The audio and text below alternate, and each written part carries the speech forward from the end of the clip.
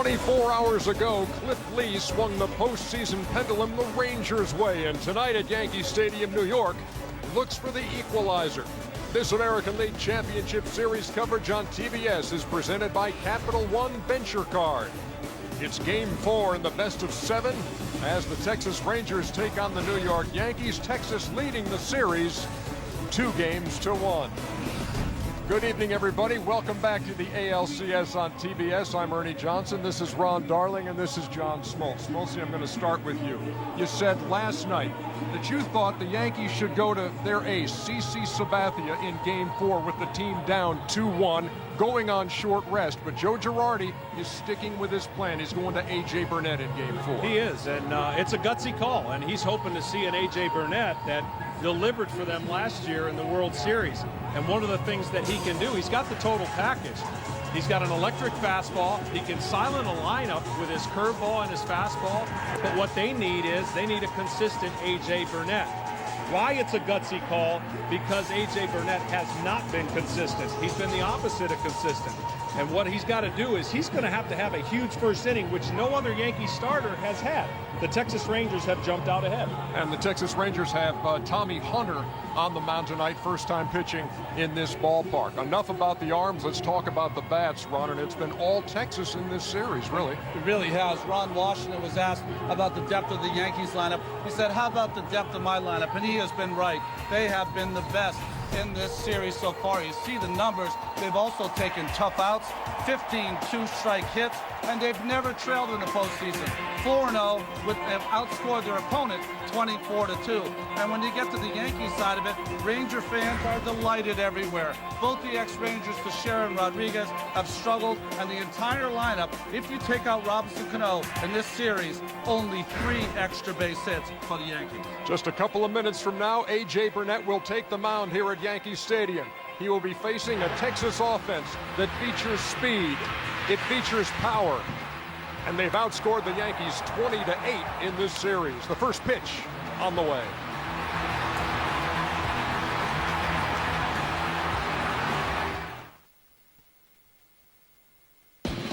The American League Championship Series coverage on TBS is presented by Capital One Venture Card, with double miles on every purchase every day. And brought to you in part by Nissan. Innovation for today, innovation for tomorrow, innovation for all. By Chili's, $20 dinner for 2. And by BlackBerry.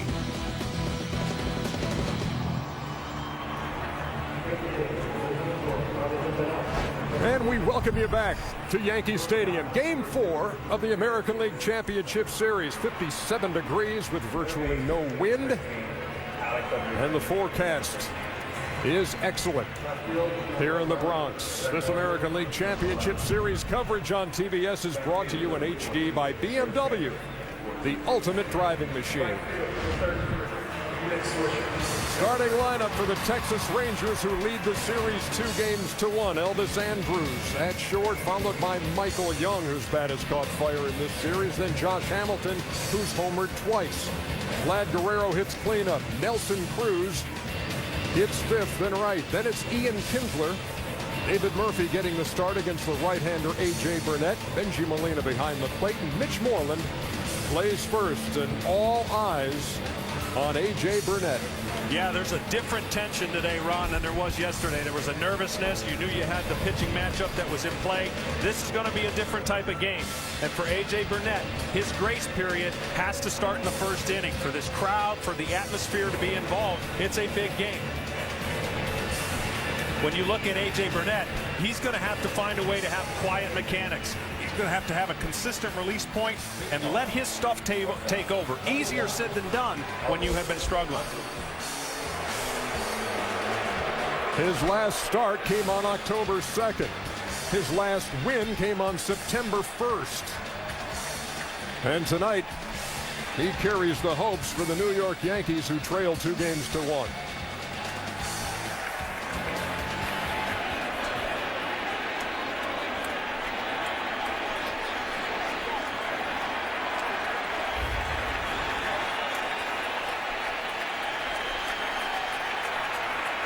Elvis Andrus steps in.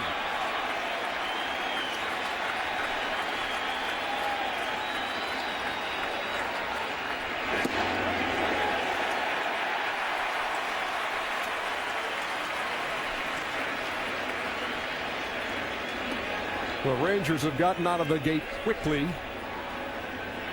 in this series, and on the road they are 4-0.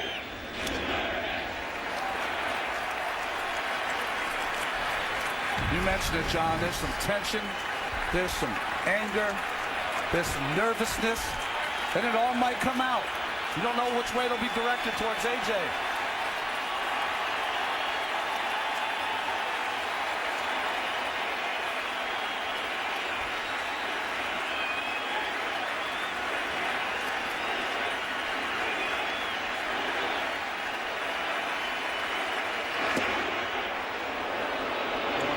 Quiet mechanics, let me explain that. He has an electric arm. It looks like when he's going good, he's just playing catch with the catcher. There's no extra swing to his lower half. His upper half stays good, and the fastball is electric. But the key for him is going to be not only that, is can he command that curveball? To center field. Curtis Granderson back. Plenty of room. One down. Nice play there by Granderson. Tough and good, talented outfield. Speed of Brett Gardner in left field. Curtis Granderson with the catch, and the veteran Nick Swisher. Infield gets about as good as he can get. Rodriguez, Jeter, Cano, and Teixeira. And the only change doing the catching for A.J. Burnett today, Francisco Cervelli. First career postseason start.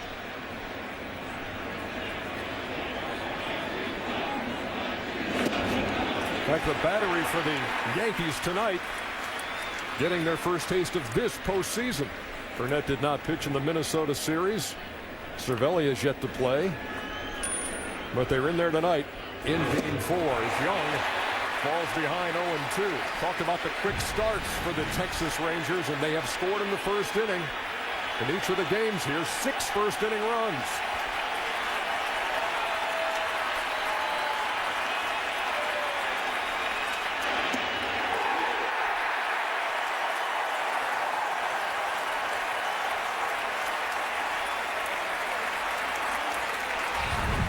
Well, here's a knuckle curveball, a pitch that he goes to a lot, and you see the buckle of the knees. That's going to be huge. Great sign to start the game. And some pitch he's got to have in his glove set and ready to throw, so he knows what he's going to do before he throws it. Last time I saw hitters taking a strike three like that, Cliff Lee was pitching. Good memory. Josh Hamilton fouls the first pitch away. Josh Hamilton in this series. Game 1. A bullet to get him on the board, and then last night got the barrel on one off of Andy Pettitte. This one is tapped to second. A.J. Burnett could not have asked for a better top of the first.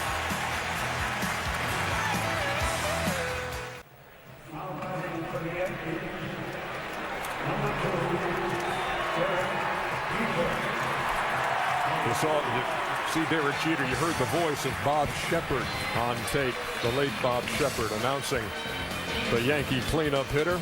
Curtis Granderson will hit second, then Mark Teixeira. Alcs Rodriguez in the cleanup spot. You heard Ron talk about Tex and Rodriguez struggling in this series. Cano hits fifth, then Nick Swisher.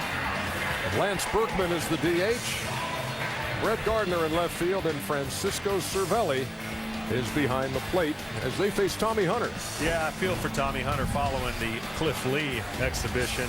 But Tommy Hunter is don't let that body fool you. He's an athletic, strong kid that likes to attack the strike zone. And he's had a solid year after coming back from an injury. And he's going to try and do the same thing that A.J. Burnett did. Derek Jeter steps in and takes a strike. He struck out 3 times in Game 3. If you're looking for what to see, a good sinking fastball, already the first one, above average curveball, he's got to keep the ball down. That ball was hit on a hop to Elvis Andrus. Made that long throw look easy and just did get Jeter for the first out. Oh, defensively behind Tommy Hunter, David Murphy is going to be in left field. Frank Core in the lineup. Hamilton and Nelson Cruz in right. Michael Young, Elvis Andrus, Ian Kinsler, and Mitch Moreland, who's got most of the playing time at first base. He's been outstanding. Benji Molina with those 2 gold gloves doing the catching.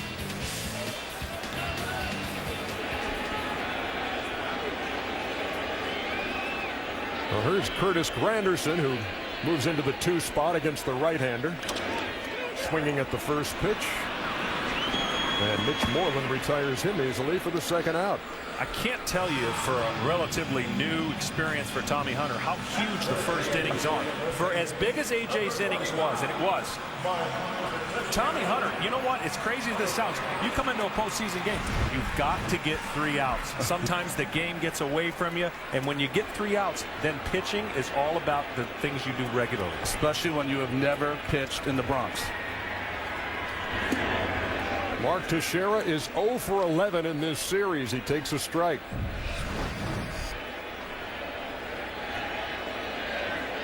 There are some facts and figures on Tommy Hunter. We'll get into more of his background as the night goes on. He's an interesting character. Well, the Cowboys have been struggling. You sure they don't need him on the offensive line in the postseason after the year? I work out with Tommy 3 years in a row, and I'm telling you, he'll body you up underneath the boards in basketball.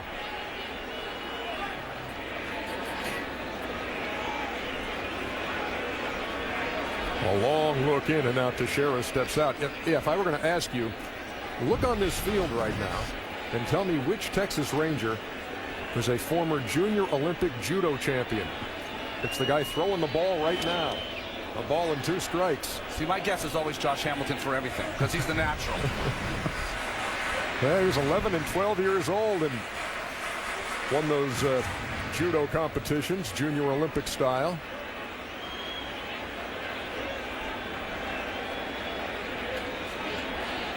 He delivers the 1-2. And he gets Teixeira swinging. The putout made 2-3. Matching 1-2-3 innings in the first. This copyrighted telecast is presented by authority of the Office of the Commissioner of Baseball and may not be reproduced or retransmitted in any form, and the accounts and descriptions of this game may not be disseminated without express written consent. Vlad Guerrero set to lead off in the top half of the 2nd. Game 4 of the ALCS. Thanks for being with us here on TBS. A.J. Burnett got him 3 up, 3 down in the first and starts Guerrero with a strike. He's just 2 out of 13 in this series. Their leading RBI man has not knocked one in this series and has just 1 in the postseason.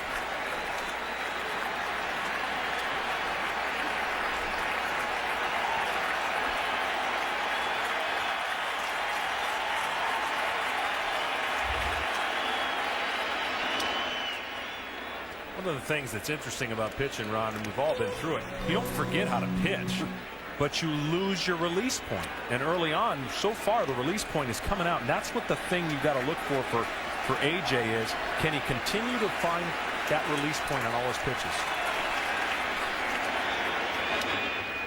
And in this town, more than any town, any baseball town, confidence goes quickly here. And they'll let you know it. That is always a big problem for pitchers that are struggling. You lose your confidence, you lose your rhythm, you lose your ability. You become a pitcher who doesn't want to throw strikes, doesn't want to throw it in the strike zone.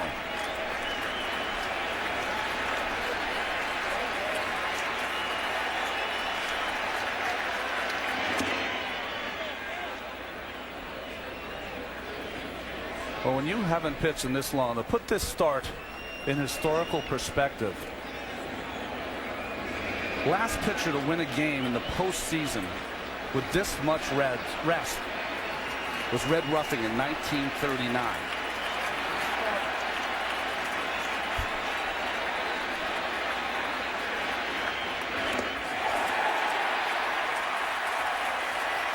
Second strikeout for A.J. Burnett. Craig Sager is the 4th member of our crew. Craig.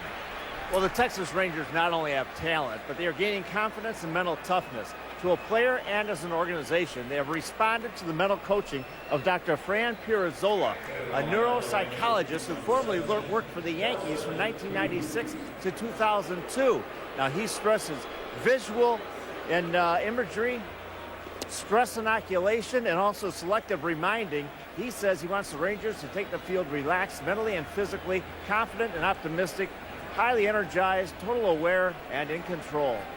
And by the way, he also has PGA Tour players as clients, and he said that he could get Smoltz ready for that senior tour. EJ? After that report, Sage, I'm already in a slump and got the yips. Here's Nelson Cruz. As Burnett has fallen behind 2 balls and no strikes.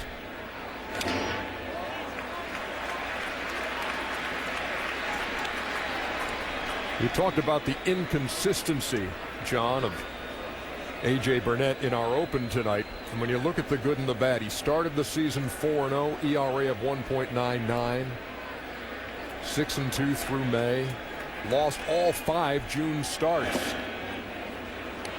And then he rebounded from that with a 3-1 July with an ERA of 2. But then he finished the season 1-7 in August and September, ERA just under 7.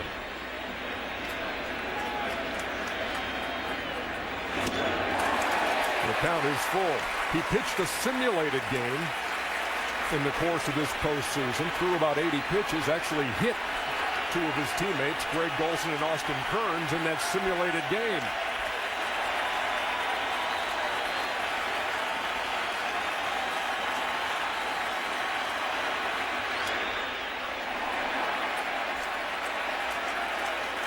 Five up, 5 down.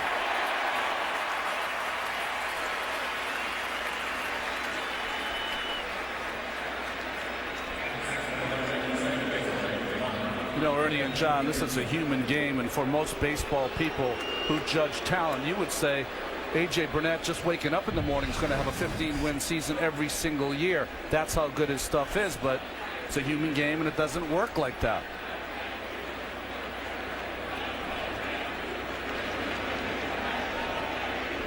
Here's Ian Kinsler.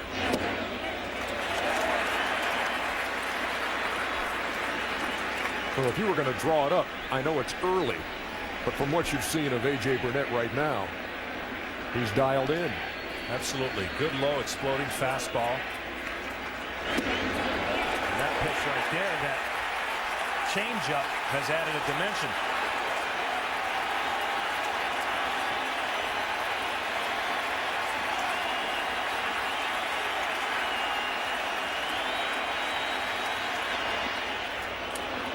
See, when you're pitching and everything's going good, you don't have to think too much.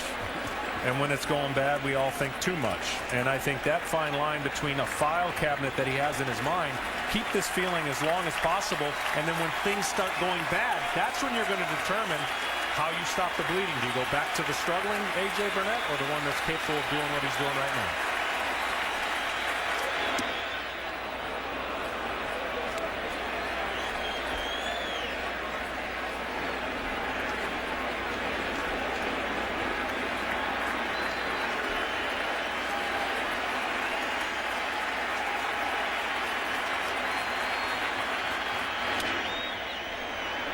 Fly ball to right, along the line, and bending foul.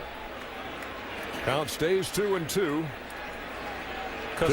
Sorry, Ernie, because what happens is when you start speeding up the game and he has to make pitches with runners on base, it's that confidence of the curveball with a runner on third. It's the confidence of the changeup. It's all those things that you want to be in tune with.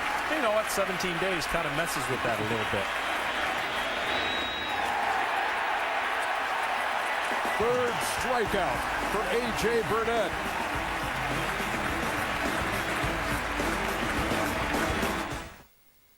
In the postseason, there is a natural give and take. But to achieve ultimate success, dominance cannot go both ways. The man on the mound must make it a one-way street. It's freakishly good performances sending opponents into a tailspin and fans into hysterics. The strikeout king. It's pitching to near perfection in a duel for the ages. See the best arms in the game hurling toward history.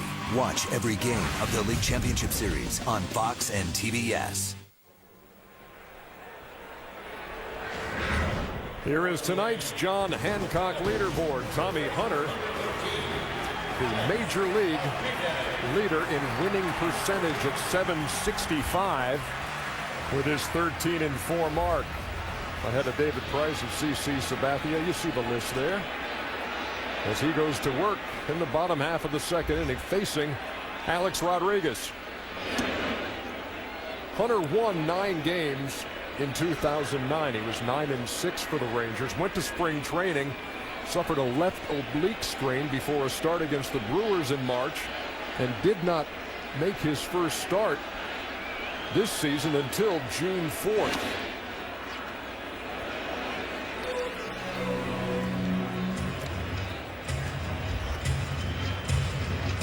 In fact, he had a complete game against the Tampa Bay Rays in about 98-degree heat in Texas, 6-1. Start was actually the 5th of June.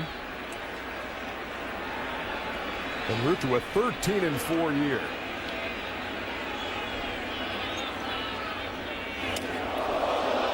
Hello.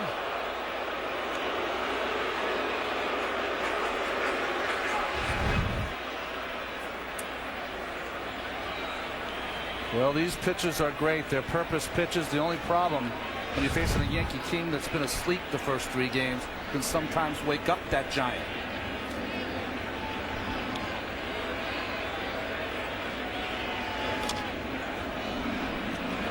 A-Rod hitting 154 in this series. He's 2 out of 13, has knocked in a couple of runs. And just 208 for this postseason, 5 out of 24.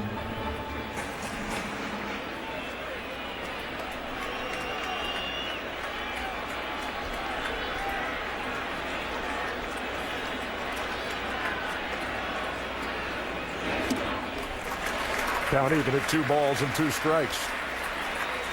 Aside from that 8th inning uprising in Game 1 by the Yankees, the bats have been really quiet for a team that led baseball in runs scored. That guy hasn't been quiet, Robinson Cano, who's in the on-deck circle. But he's been the only one who has consistently delivered as the count goes to 3-2 against Rodriguez. It's really the 2, 3, 4 hitters for the New York Yankees in this series are 2 for 36 with only 2 RBIs. See if Tommy has enough guts to back that curveball up 3-2. See if he can get A-Rod chasing. He did. That'll be easy for Josh Hamilton.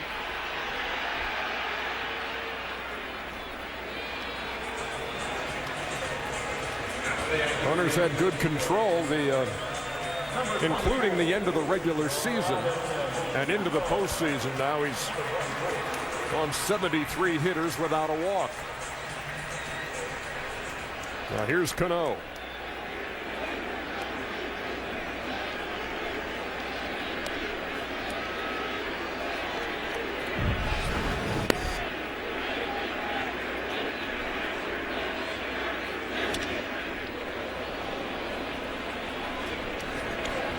Dangers of putting such a unique defensive shift on Cano as you're pitching him away and hoping, as you see that huge gap between center and left, and then the ball he just hit down the line, you're hoping he's in pull mode. Otherwise, he's got a lot of room to play with over there.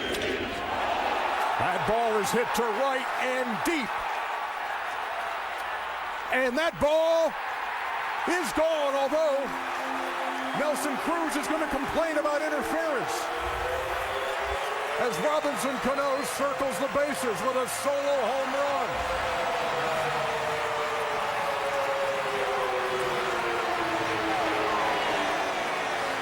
Ron Washington on his way out.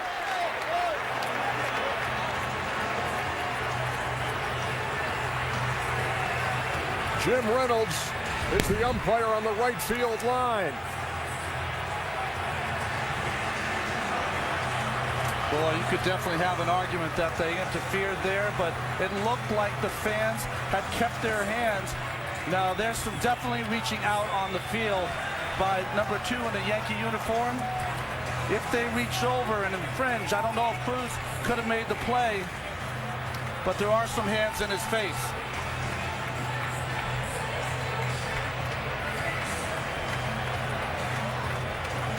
I definitely think he could have made the play, Ron. His glove got pushed down by the fans reaching out. But it's not going to be one that they're going to look at. Jeffrey Mayer is all grown up by now, isn't he?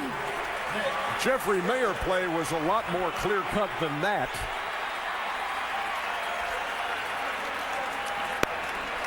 But it's in the books as a home run for Robinson Cano, his third of the series. And the Yankees lead it 1-0. First time they've been on the board first in the series.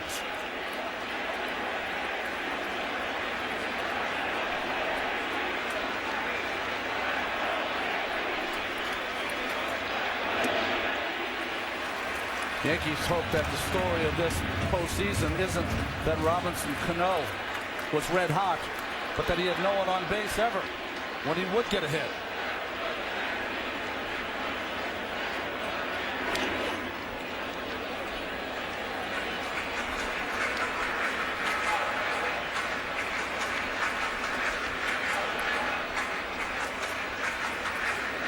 We will be bringing you more angles of that Robinson Cano home run.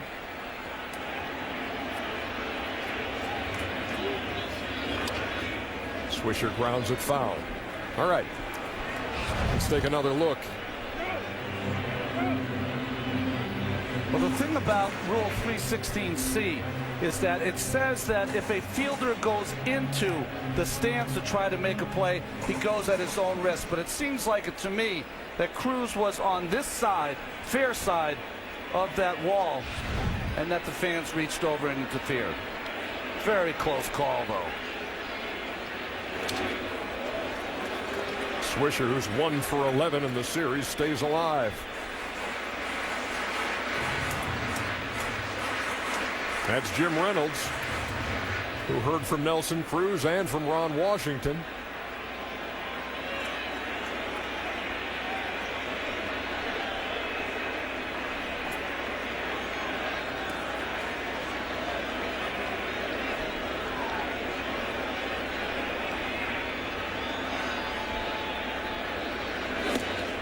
And if you watch Jim Reynolds' call on that, he pointed at the area where the ball went into the stands, pointed 3 or 4 times, which was hard to pick up for us to see whether he was going to call it a home run. But his call was he was pointing in the stands, he saw the ball in the stands, saw no interference, and then called the home run.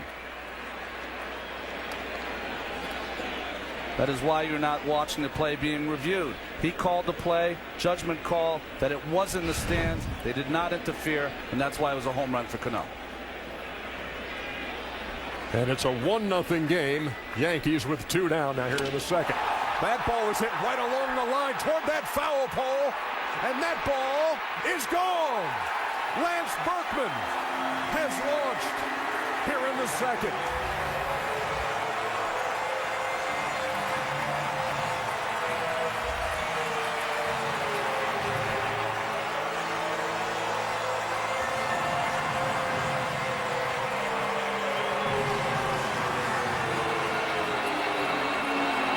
Here comes Ron Washington again. And this one is reviewable.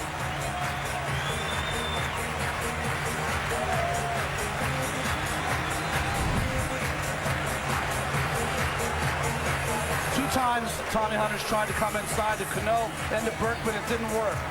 Did he go over the top of the foul pole? Boy, that looks foul to me. Looks foul. It's not over the foul pole. And disappears and hides behind the pole. It's a missed call. Well, the 6-man umpiring crew is gathered between first and second right now. And they will review it. Once it's not high enough to go over the top of the pole, which is the toughest call for any umpires, but once it disappeared when we got the shot from center field, you know it's behind the pole. Yeah, the crowd's not going to be happy with what we think is going to be a reversal of a home run. By the way, this is only the second inning. So you want to be an umpire down the right field line in the playoffs, huh? I don't. You know, to explain it further, the reason they're so far back or close to the first base, because the angle of which they've got to turn around and look is not the greatest angle. It's difficult to watch a ball. If you're closer to the foul pole and looking straight up, you won't see that ball as best as if you're farther behind. So that's why they're positioned the way they are. You're right. You need to see the flight of the ball for 100 to 150 feet to be able to see that ball correctly. So they did not go to replay for the possibility of fan interference on the Robinson Cano home run, but they will go to the replay here on the shot by Lance Berkman. Not over the pole. Pole disappears. If it had been just inside the foul pole, there is a netting that comes down from the foul pole, and it would have hit that. Great shot by our guys here at Yankee Stadium. And in the truck. You know, the one thing that we have a problem here, though, it's got to be clear and convincing because it has been called a home run.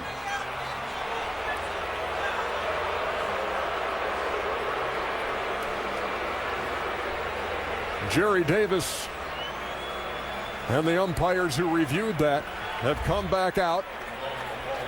An interesting no argument, Ernie, by the Yankees or Lance Berkman, who had about as good a view as anyone.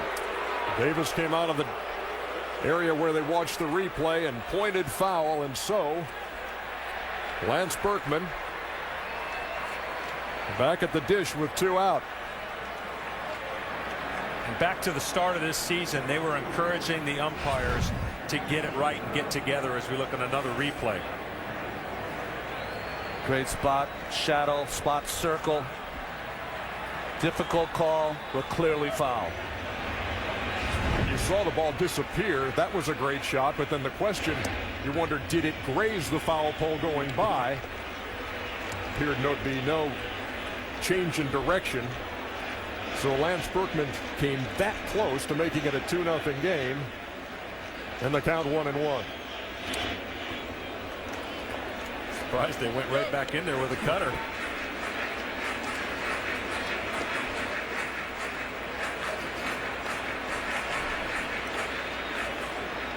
Now, this is why you have the replay, to get it right, and they got it right with this home run by Berkman.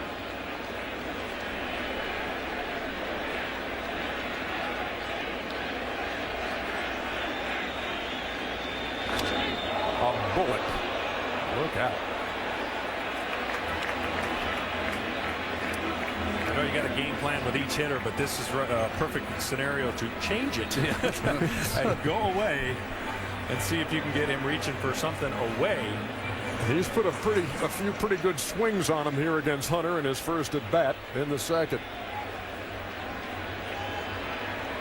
Through it all, a ball that had home run distance, home run taken away by review. It's a 1-2 count with 2 outs.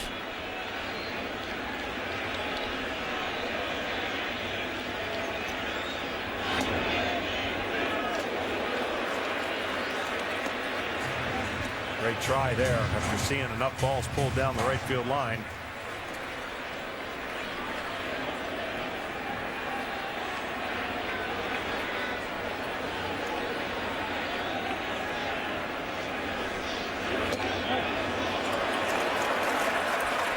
Ian Kinsler at second took about 5 paces in toward the dugout, thinking that was strike 3 called. Now he retreats.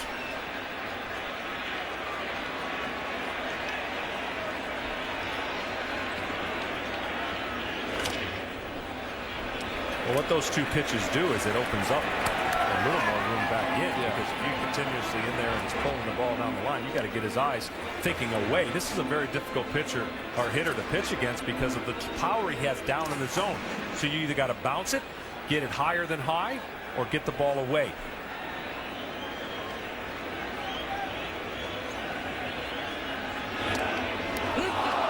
There is the strike 3 called. Interesting inning, to say the least. Robinson Cano into the first row. 1-0.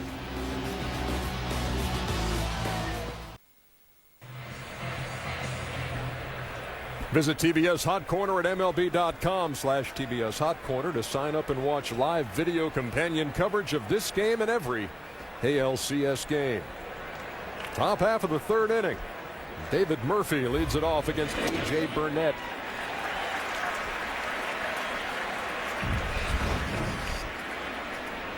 "22 of Burnett's 28 pitches for strikes as we play here in the top half of the third. You know, one of the things we didn't talk about it because we all know the struggles is if the Rangers can get on base and get him out of the stretch, look for them to take advantage of their speed as well and create some havoc there.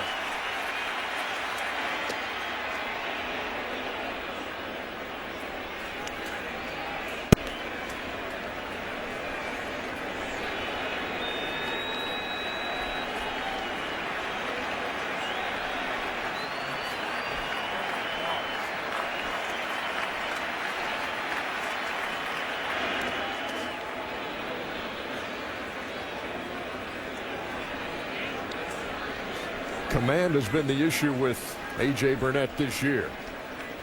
78 walks, number 8 in the American League. He hit 19 batters, which was the most in baseball. 16 wild pitches, was number 2 in the American League behind Ricky Romero. And after being ahead 0-2 with a count full. And part of that is the areas of the big area of missing. Like it's not just missing, it's missing whole quadrants. Trying to go away, pulling the ball in. Those are the kind of things that plays with your mind as a pitcher. Murphy laid off and draws a leadoff walk in the third. Craig Sager. Well, it's before the postseason 3 years ago that Major League Baseball instituted instant replay for those controversial home runs and whether they were fair or foul. They got this one right, and probably the two happiest people in the ballpark, umpire supervisor Rich Reeker was sitting over here in front of me, and also Commissioner Bud Selig. They obviously are listening to our broadcast. They have TV screens in front of them. They said it went very quickly. They got it right, and they couldn't be happier. EJ. All right, thank you, Craig. Instead of a 2-0 game, it's a 1-0 game as Lance Berkman's shot toward the foul pole was ruled foul on replay. Here's Benji Molina.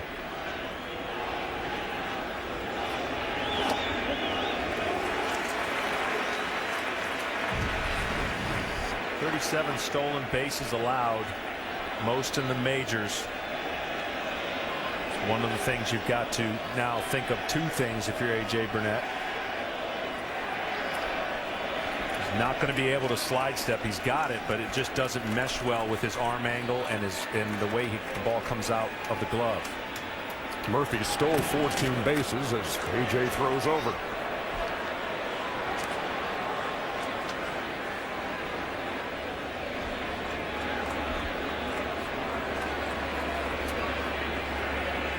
While Murphy does have speed, he was bothered late in the year by a left groin strain and missed a little time. That ball gets away from Cervelli. It was in the dirt. Couldn't keep it in front. And Murphy's at second. Well, the hard thing about if you're Francisco Cervelli is you get a lot of balls in the dirt, although you cannot field the ball like that. You have to anticipate that the ball is going to be on the dirt from Burnett. You turn that glove over and you block that ball with your body. He tried to backhand it, and almost every time you do that, it goes awry. Well, the hard part is he's looking for a fastball away, and the ball tails down and in. I agree with you. You got to make that adjustment. But it handcuffed him. Molina squares and takes one in the numbers.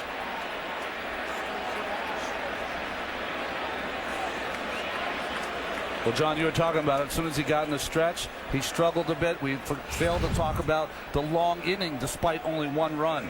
And here, trying to turn a slider over, it never breaks. Actually, a good job to get hit by this pitch and not have it hit the bat. A curveball, you know, it's not going to hurt that bad. You'll take it for the team. And every player in the dugout's going, hey, we got ice. Don't worry about it.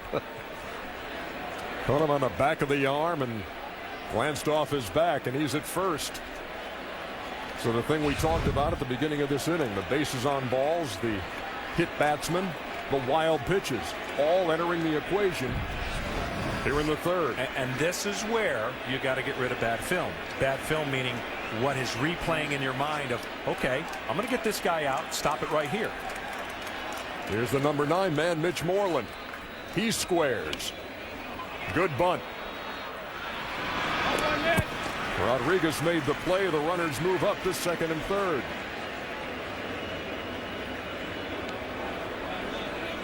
This isn't your parents' Rangers. These are the Rangers who can steal bases, take extra bases, sacrifice hits, do all the little things that Ron Washington wants them to do to execute offensively. That's what I loved right there. A guy that wants to hit home runs and power. He's able to execute a bunt and help his team push across a run without actually getting a hit. Now the key here for Andrews is to see a pitch that he wants, find a way to put the ball in play and at least tie this game up. Andrews handles the bat well. He's the Rangers' leadoff hitter. Runners at second and third.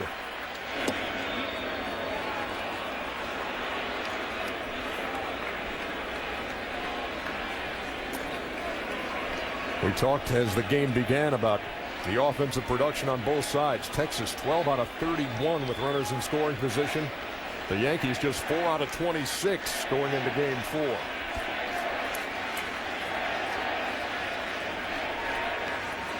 Interesting, the infield. A-Rod is all the way back at third base, but Teixeira playing even with the bag almost in at first base.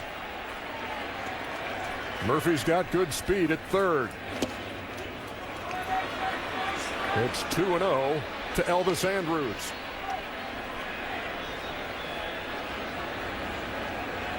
Burnett sailed through the first 2. Retired all 6, struck out 3 of them. But here in the third, a walk. He hit a batter, and the sacrifices put runners at second and third.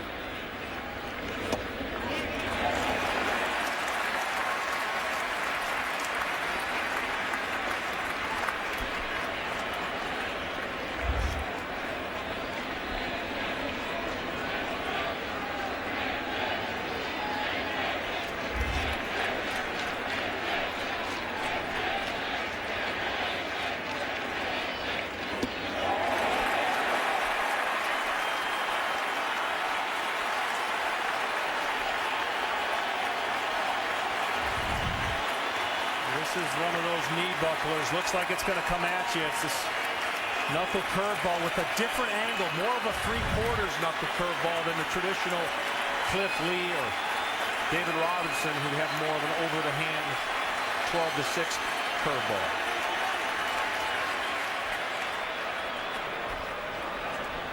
You're at third base, and obviously you know the book is be careful, look for things in the dirt. Could be throwing something down to get the hitter to swing at. So there's all kinds of variables. As a pitcher and a catcher, you have to be able to trust that your catcher is going to knock this ball down if you choose to go down in the dirt with that curveball.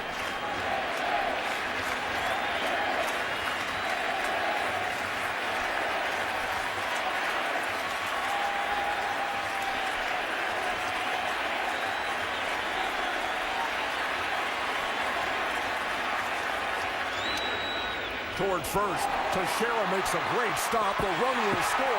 They get the out at first as Murphy scores to tie the game.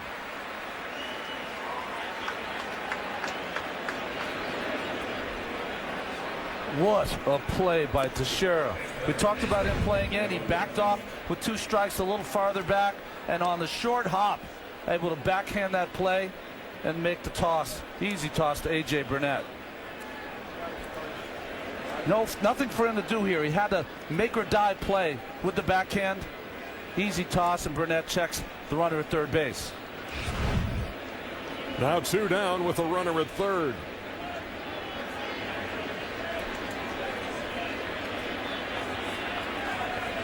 And here's Michael Young.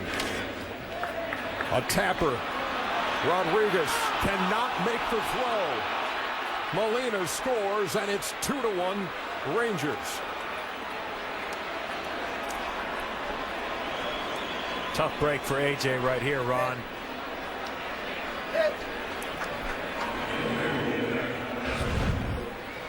What can you do? Michael Young can run. Ball off the end of the bat. A-Rod knew he had to get rid of this quick. Couldn't get the handle, and once he couldn't, base hit for Young. Let's look for Michael Young with 2 outs to definitely get in scoring position. See if he swipes the bag or lets their potential MVP swing away with him at first. 7th hit of the series for Michael Young. Here's Josh Hamilton.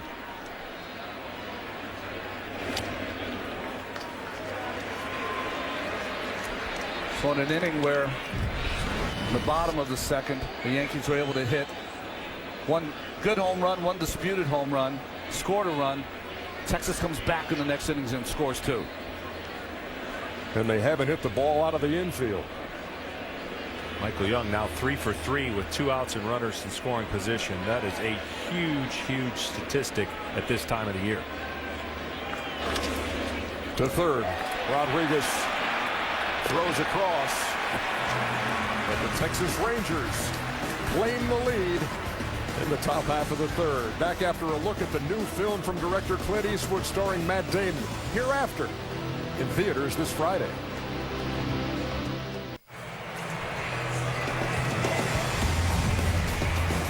This American League Championship Series coverage on TBS is presented by Capital One Venture Card. We move to the bottom half of the 3rd inning. Here on TBS, it's Game 4 of the ALCS. The Texas Rangers with a 2-1 lead and a 2-1 lead on the scoreboard here in Game 4. Brett Gardner leads it off. Accustomed to seeing Gardner in the number 9 hole, batting 8th tonight. Francisco Cervelli will hit 9th. But wherever he is in the order, he's a nuisance.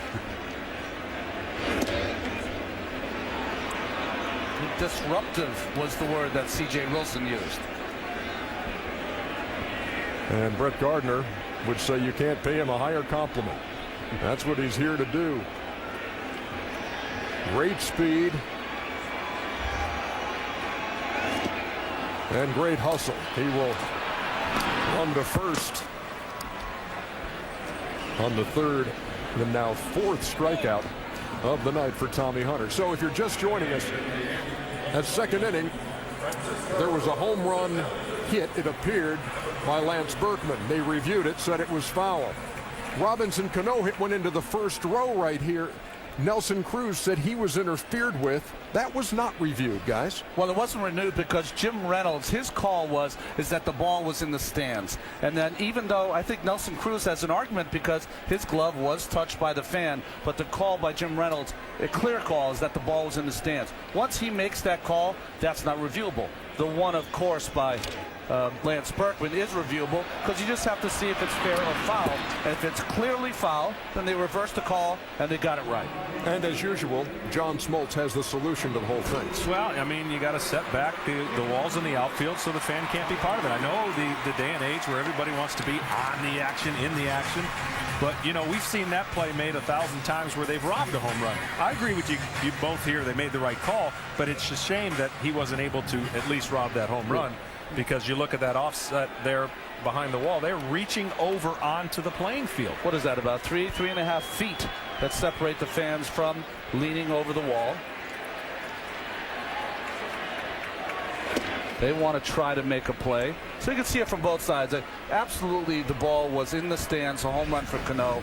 But absolutely, the glove touched a couple fans' hands. And like John said, did not allow Nelson to make one of those plays for the centuries. Well, that's why my philosophy, Ernie, is you give up a home run, you make it in the 2nd deck. You don't even mess with those first wall scrapers, we call them. Just make them, hit them farther. I think we should send Craig Sager out and see if he could get a piece of paper in between the foul pole and that ball that Berkman hit. That was so close to that foul pole.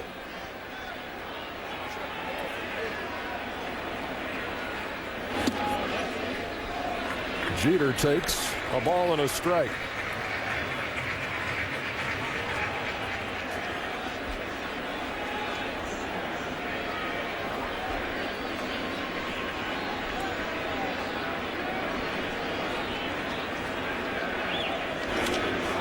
Jeter deep to center field. Josh Hamilton back, and it's off the wall.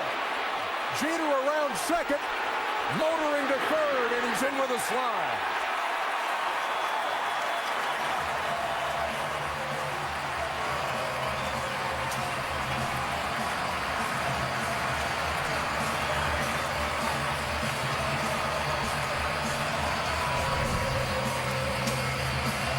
Just a little cutter that stays on the inside part of the plate and powered over the head of Josh Hamilton, one of the best center fielders in the game. Can't play the carom. And once the carom gets past him, great hustle by David Murphy to get over and get to that ball, or Jeter might have went all the way around. A triple for the Yankee captain with 2 outs here in the third, and here's Granderson.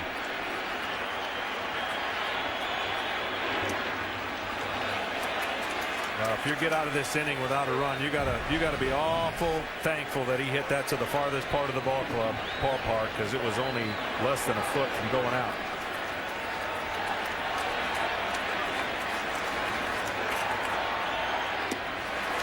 Upstairs, 2-0. You mentioned the prospects of an inside the park home run for Jeter. He had one this season in July, 14 years after his first one in the big leagues.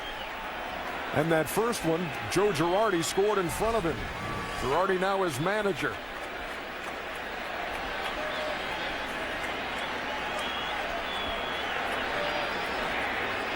A 2-0 pitch due to Granderson. That's hit hard off the glove of Kinsler. Jeter scores, game tied.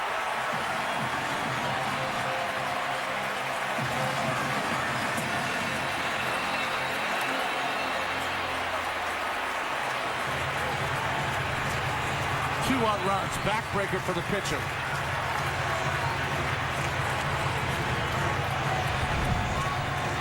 Well, this is just a 2-0 fastball right down the middle. Kinsler almost makes a great play. Tommy Hunter struggled with his first 2 curveballs, and you see the dive and the short hop. It's a do-or-die play, and game's tied. Here's Teixeira.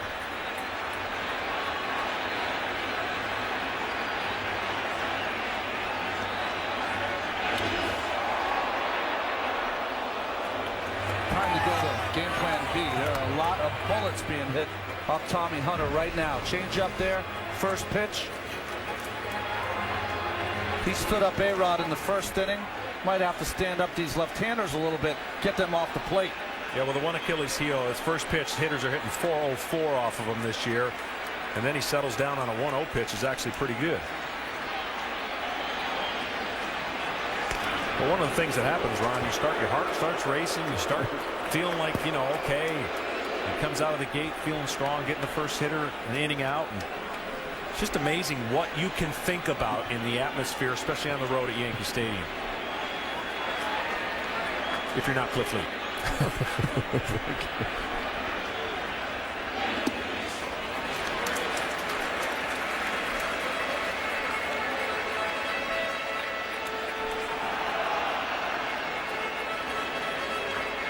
Teixeira struck out his first time. Hunter has struck out 4. But with 2 outs here in the third, they have tied the game on a triple by Jeter, a single by Granderson.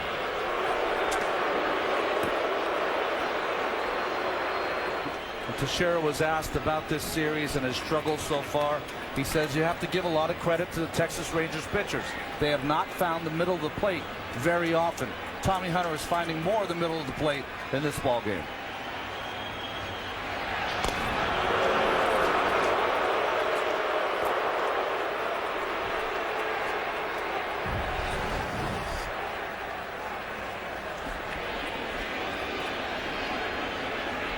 The records just keep on coming for Derek Jeter,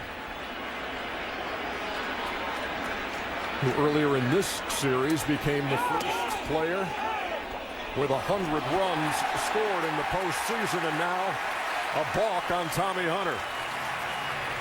Tommy Hunter was worried so much about Granderson at first base, he tried the quick pitch to the plate. That's where you get the ball, but he did not take his time. And see, just from the separation, you have to bring that ball kind of to your belt buckle and pause for a second. He did not pause. Quick pitch. That's a ball.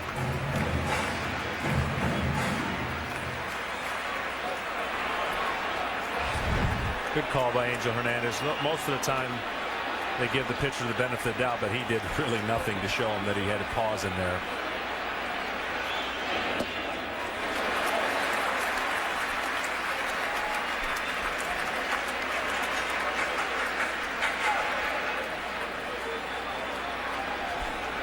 The Yankees have already had one base hit with a runner in scoring position in this game. An opportunity now for Teixeira to pick up another.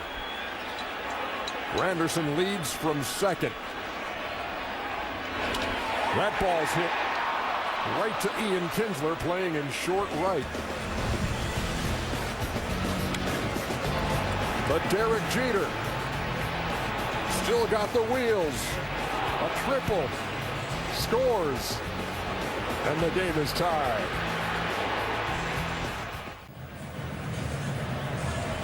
TBS this November, Lopez Tonight. The comedy continues right after Conan. Don't miss new episodes starting November 8th at midnight only on TBS. We make our way to the top half of the fourth inning. Vlad Guerrero, who struck out his first time, takes a strike.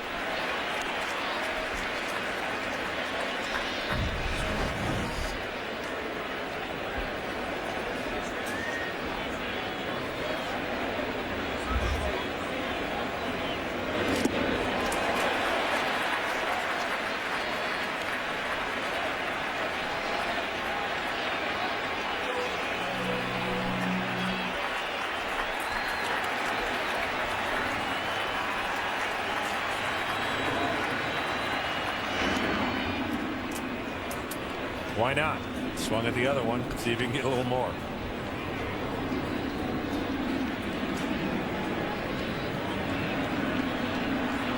Vlad is 2 out of 14 in this series. Burnett working in the top half of the fourth.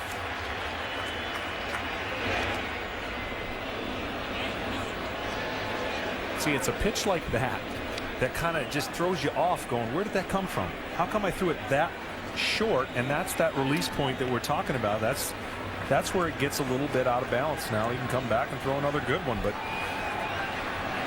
you'd like to get him closer to have an effect for the hitter.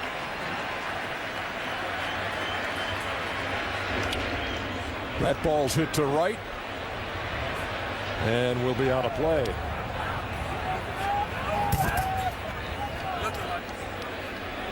Given A.J. Burnett's situation, given the long time off, given the struggles, what's your best expectation going into this game if you're Joe Girardi? Well, 6 innings. You got to think A.J. Burnett's got to think 6 innings. Fight your way through the game like he's doing. I mean, arguably could have not given up a run. Right up the middle for a leadoff single here in the fourth. But it's a battle. It's a battle within the game to say, okay, I'm the guy. I'm going to prove my manager right. I'm going to quiet the critics, but one inning at a time. Find a way to get out of that inning. Find a way to use your fastball. You know, and then you look at that 0-2 real quick, and then the next 2 pitches weren't even close, and it resets the batter. And he gets to a pitch where he can handle it, and now he got a base hit. I'm not going to even use innings, John. The Yankees would be happy if when he leaves, the game's tied. Give him a chance. Give his team a chance to win. Here's Nelson Cruz. Swinging at the first pitch. Teixeira with a long run. And just does run out of room. That would have been an incredible catch as he was going full tilt.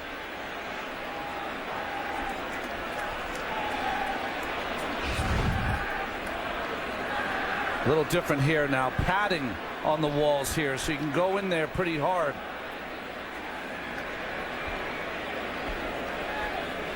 Well, we saw him make an incredible play on the grounder last and giving up his body for that pop up there.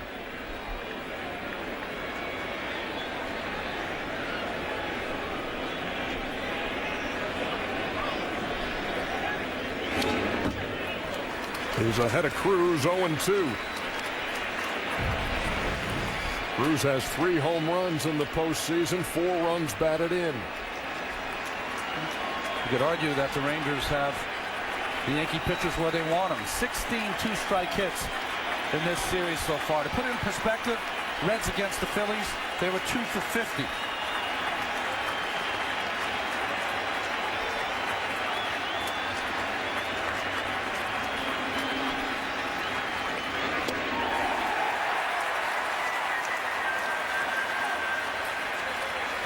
One down here in the fourth. October is the postseason, in November is Conan. Tonight's aerial coverage made possible by AT&T. And Conan premieres November 8th, right here on TBS. That was a great curveball, not because he swung and missed and got a result, because a lot of hanging curveballs can be viewed a hang, but it was the height of his fastball that he just fouled off the pitch before. Made it look hittable in the zone and disappeared. That's what A.J. Burnett can do.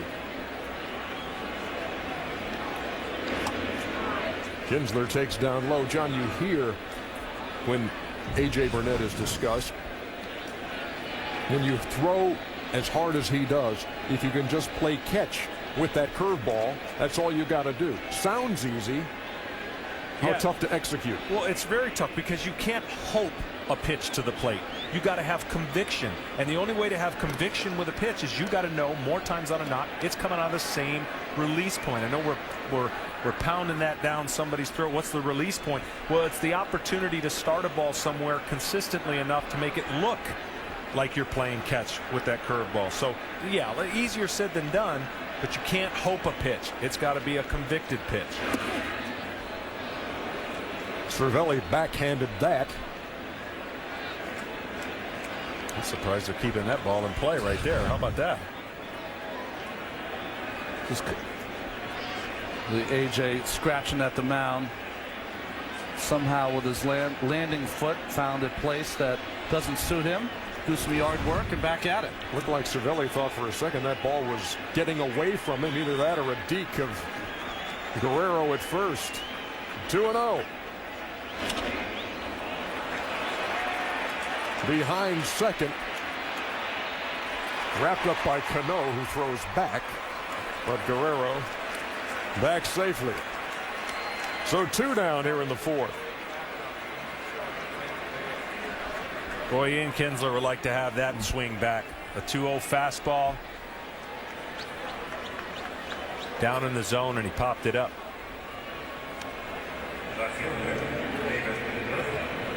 And Cano got rid of that ball so quickly after he caught it, just in case Guerrero had his back turned and was taking his time getting back to first. David Murphy walked his first time and scored the first Texas run.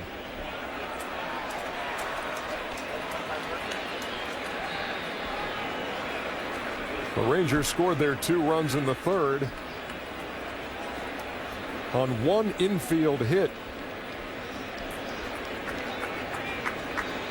Had a walk, a hit batsman, a wild pitch, all in that mix. And now the game is 2-2 in the fourth.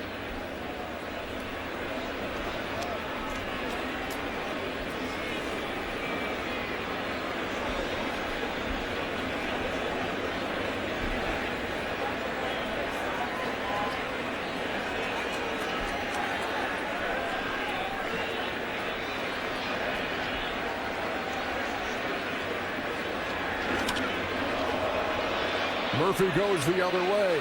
Brett Gardner makes the play for the third out. 3.5 in the books in the Bronx.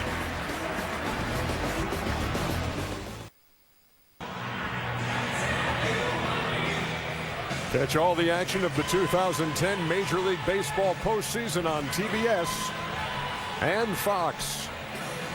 There's the commissioner, as Craig Sager told us earlier. Bud Selig at the game tonight. Watching a huge Game 4 with the Yankees at home, but down 2-1. I got a lot of great ideas. I'm waiting for him to call me, though. What do you think, Ernie? Don't wait too long, John. I've heard a lot of your ideas. I don't know if you want to share all of them with the commissioner. Just in an advisory role, that's all. Alex Rodriguez swings at the first pitch. from Tommy Hunter here in the fourth. Would you be compensated for that role? No. I love the game too much. Pro bono. What's wrong, Ernie? Pro bono. Very good. You ain't right. The 0-1 to Alcs Rodriguez. 0-2. He flied out to center his first time. He's 2 for 14 now in the series.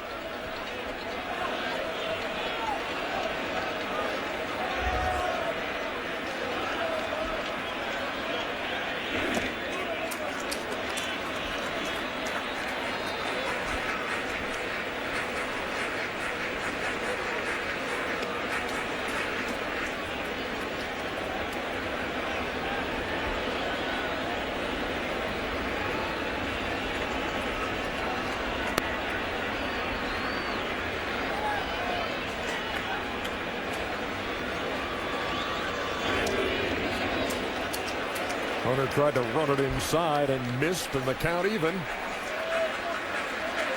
To Rodriguez. This was a great pitch. This has got an opportunity to open up another pitch, and he just missed it. Good call by Angel, but it got the attention of A-Rod. Now he can go right back to the curveball rather than backing it up curveballs like he did before, if he wants. The Angel. John refers to Angel Hernandez calling the balls and strikes tonight.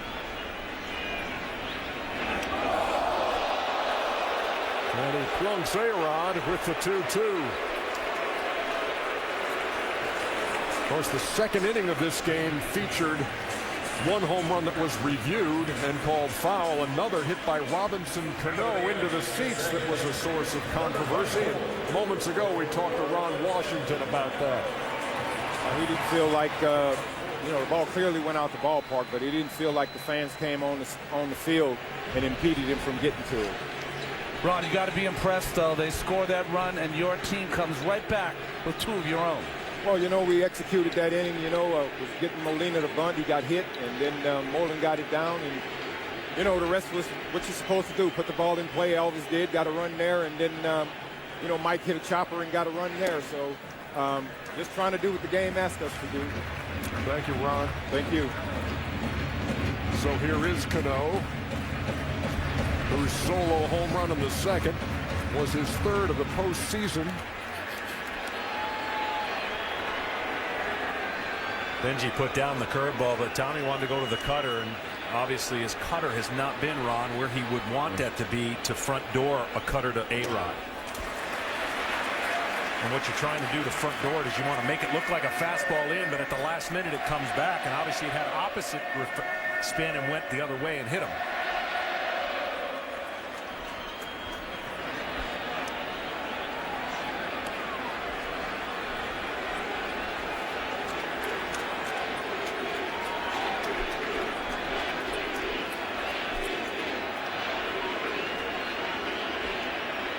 Right now we're going to have a little bit of the old throw over. Give him a little bit of time. Bullpen's getting going.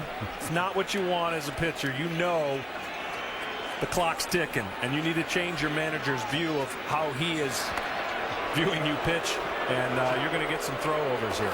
You need a ground ball from Cano on 2-0. It's probably happened maybe once or twice all season in his MVP type year. Derek Holland getting loose. He appeared in game 1 of this series.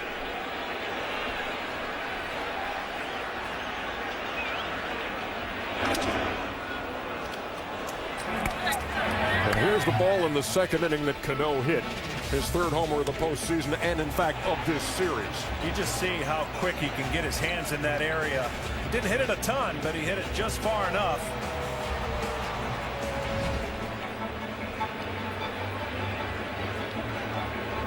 So let me just get this straight. You guys are both okay with that call? I'm okay with the no call. Review. I'm okay with the call because it was into the stands. What I'm not okay with is that Nelson has an argument too, because it looked like he was not going to make the catch, but he was interfered with. His glove was touched by a fan, and in his eyes, he was on his way to making a great catch. And to make everybody happy, I split it on the middle and say, hey, ground rule double. Ground rule double. Well, that's halfway. Could have made the catch. He could have not made the catch. We're going to put you down the right field line in some umpire's uniform. What was I saying to you about all your recommendations to the commissioner? That wouldn't be one of them, but I just shelved that one. 2 balls and 2 strikes.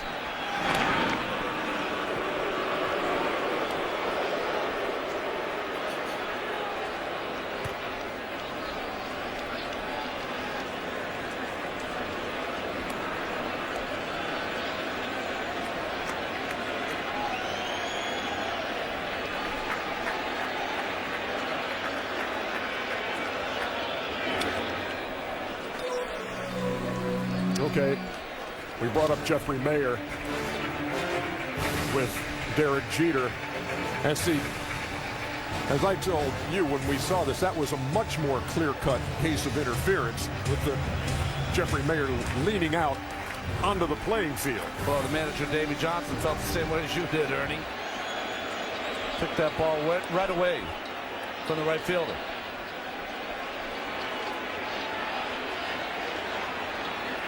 But on this one, I thought that Cruz was as much leaning into the stands as Cano singles to left. In short, so Cruz reached into the stands tonight. Mayer reached onto the playing field in the other. I'm afraid that might be the end of Tommy Hunter. It's unfortunate. You always want to go out there and do as long and put in as much work, but this is that shift we're talking about. It was very interesting. Right before the ball was batted by Cano, Michael Young moving towards the line.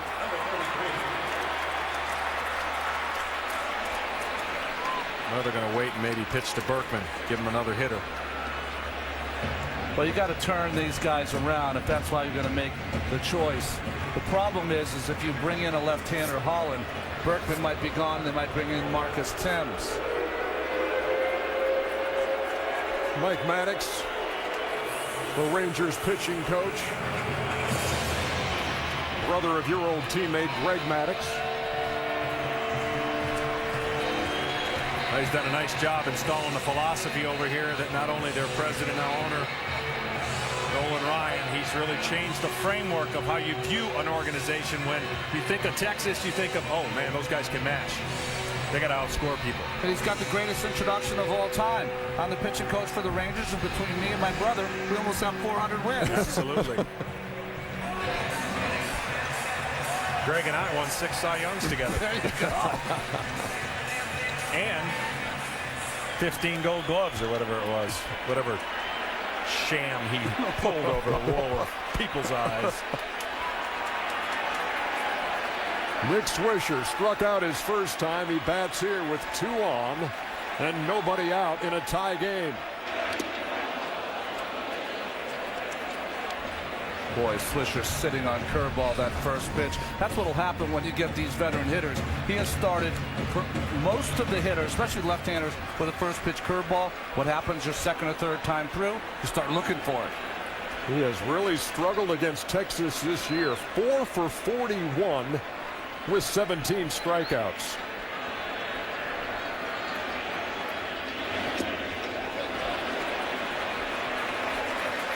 Jerry Davis at third said he checked his swing. The count even at ball and a strike. Well, Swisher's trying to get off the snide. 0 for 7 with runners in scoring position in the postseason. But Tommy Hunter has really struggled against left-handers, and he also gave up 22 home runs in 120 innings this year.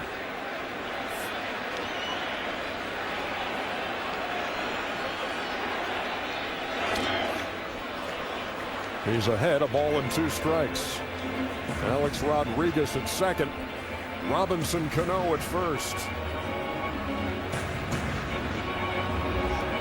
Well, if he's going to go to the curveball, he's got to have it the height of that fastball that he just fouled off and pulled in. Make it look at the same height and then drop it below the hitting zone.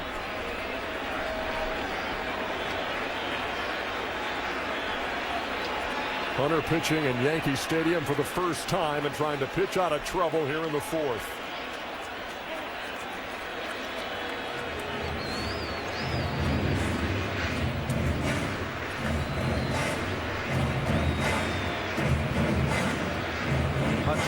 going to his forehead. Little tension for him. And that's why these veteran catchers like a Benjamin Molina almost can coddle you through these innings somehow, some way to get some outs.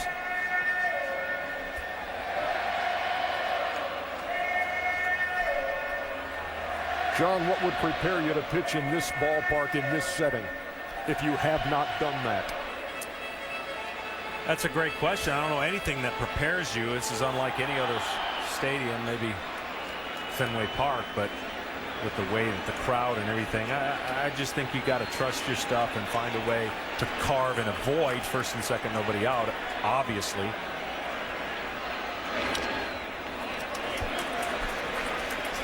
You bring up Fenway, and when Tommy Hunter goes to the memory bank, he can think back to his third big league start in 2008.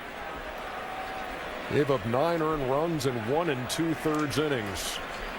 So they walked off the field to a standing ovation at Fenway.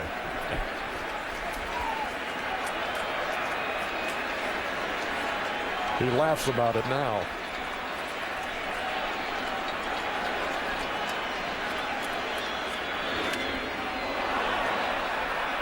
Popped up. Will it stay in? Oh, right into the dugout of the Texas Rangers.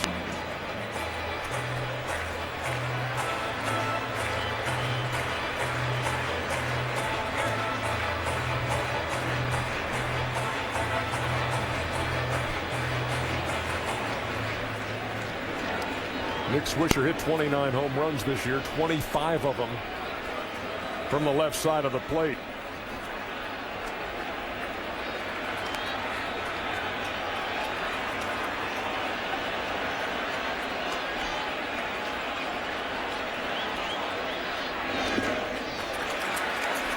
Molina kept it in front.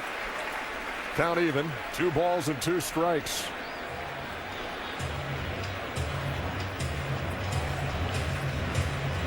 Well, last night we talked about Cliff Lee and his stress-free innings. Be a little different tonight for Tommy Hunter. I always say in these games, you can survive giving up 1 run an inning. 1 run. Stay away from the crooked numbers.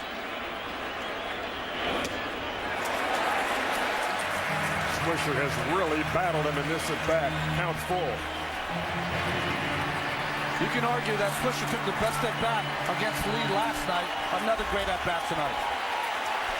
Well, the pitch that has been the most comfortable for Tommy is the curveball. 3-2.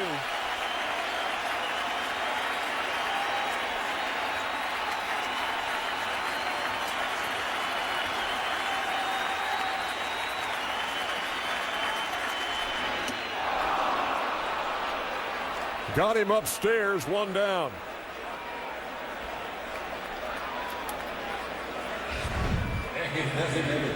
Ron Washington talked before the game about Tommy Hunter. He said sometimes he's a little loose, but one thing, he always will battle you when he's on that mound. That's one of the things he really likes about Hunter. Came back with that fastball, got it by Swisher. Well, here's Lance Berkman, who missed by inches, I guess, or an inch from hitting a solo home run in the second. Originally ruled a home run, reviewed, and called foul. If you're just joining us, here's another look at it. Or another cutter that did not get in. And reviewable, got the call right. Nice job by the umpires. So once the review was made, Berkman returned to the plate and struck out to end the second. This can go a long way for your team if Tommy can somehow get out of this inning. Your team's going to come in the dugout and have some reverse momentum of what could have been a big inning, and vice versa for New York. You want to build on an inning like this and try to give your pitcher the cushion when he goes out there to pitch. Grounded up toward first and just foul.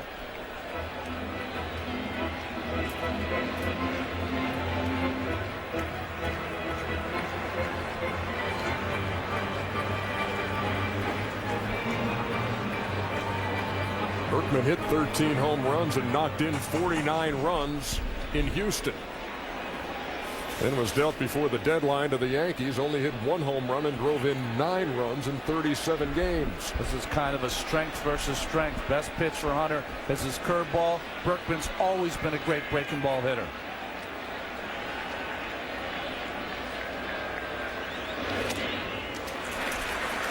Berkman did homer in the Minnesota series in the course of that Yankee sweep.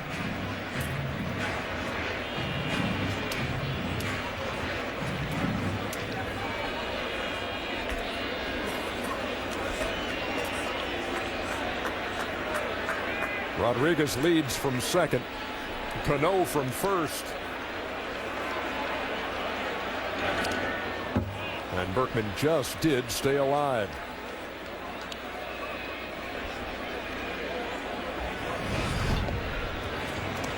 And you see that list of switch hitters going deep. Everybody chasing the Nick. But Lance Berkman on there with 327.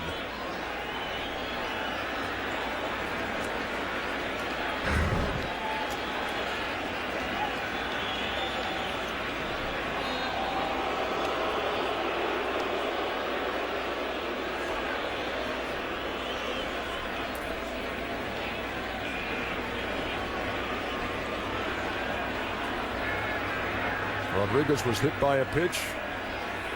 Cano singled to left. That's how they got there. Berkman waiting. And again, Molina made a great block as the count goes to 3-2. John, if he throws a 2-2, is he going to throw a 3-2? He chose fastball with Swisher. Yeah, he did a nice job and mixed it up. 25 pitches this inning for Tommy Hunter. This will be pitch number 70 to Lance Berkman.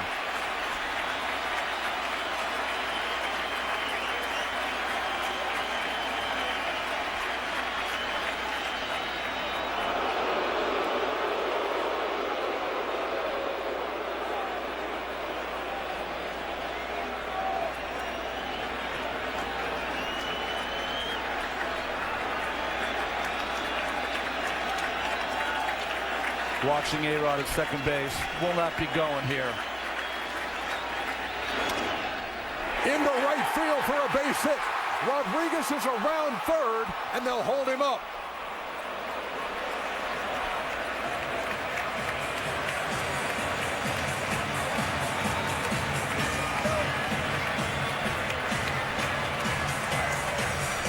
And Ron Washington is making his way to the mound.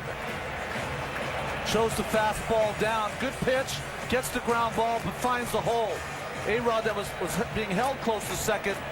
Did not get a big enough jump to score. Being held. And this is probably, when Francoeur's in this outfield, the best arms in baseball. Nice play by Molina.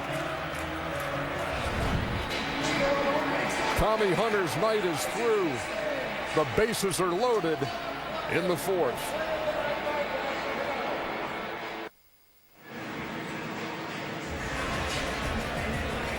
We welcome you back to Yankee Stadium. And it's time for tonight's pitching comparison brought to you by Liberty Mutual. Tommy Hunter goes 3 1/3, and his night is over. Well, he battled. I mean, this is what you got to do, and with the exception of one ball, he kept it in the ballpark, and hopefully his teammate can pick him up right here against a pesky hitter. See if they can limit the damage, if there is any, to 1 run or less. We'll look back at that third inning, too, when he got the first 2 outs, and then Jeter tripled. Randerson knocked him in as the Yankees tied the score with 2 out. And here in the fourth, he began the inning by hitting Alcs Rodriguez. Cano singled. He struck out Swisher. But then Berkman singled through the right side to load the bases with 1 out. And here's Derek Holland on in relief. Well, Derek Holland did a nice job. He wasn't given much room for error when he came in in the first game, but he's got what I consider swing and miss stuff, and he's going to have to get a swing and miss stuff or a ball hit right back to him. So that's about the only way you can turn a double play on this guy at the plate. Brett Gardner up there with the bases loaded. Holland was part of that parade of pitchers that Ron Washington sent to the mound in Game 1 when the Yankees rallied for 5 runs in the 8th to take Game 1. They used 5 pitchers in that game, the last one being Holland, who got in 2 innings of work.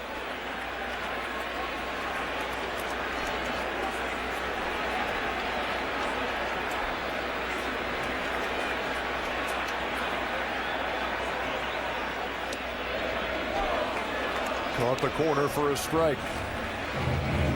Michael Young in on the grass at third. Moreland right at the edge of the grass at first. And David Murphy, the left fielder, can almost shake hands with the fans down the left field line.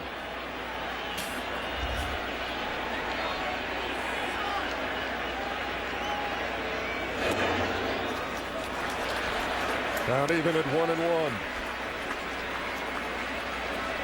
Shallow and over. It's going to be really important for A-Rod to get a good jump off of third, because even though he doesn't run as well, put the pressure on the player trying to either decide to go to home or get the out somewhere else. That ball is flagged down by Andrews at short, who gets the out at third, but the run does score. Rodriguez crosses to make it 3-2. What a play by Andrews at short to get an out.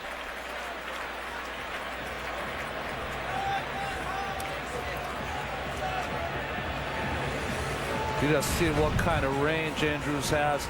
Broken bat in the hole, gets it with the dive, and has the wherewithal. The only play is in front of him. Too young for the 6'5" putout.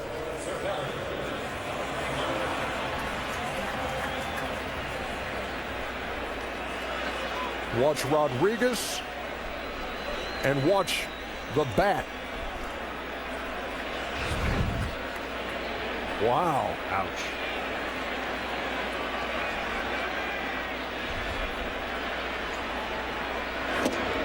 Here's Cervelli. It's a shame Brett's going to be getting a bill after the game.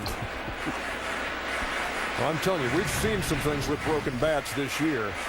We saw Tyler Colvin with the Chicago Cubs, and no laughing matter at all when he was speared by a broken bat. Here's Steve Angel running that camera. That's not going to give us many real great looks the rest of the game, Steve. I hate to tell you that, but I like it. That's a good look. He's trying. What do you call those things you look through and you spin them and whatever? Kaleidoscopes? A kaleidoscope, yeah. Well, we're just happy that Steve wasn't hurt with that bat. Exactly.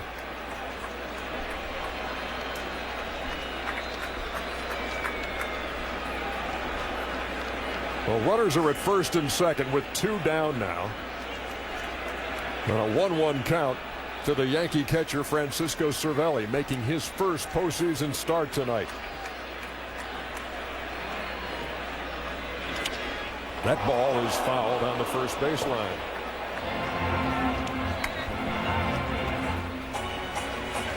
In Cervelli's first 18 games this year, he hit .415. In his last 16, he hit .459. In the 176 at bats in between, he hit .188. Yeah, that was the problem. The Yankees are battling tonight. Last night they were 0 for 20 against Cliff Lee with 2 strikes. 2 hits with 2 strikes tonight.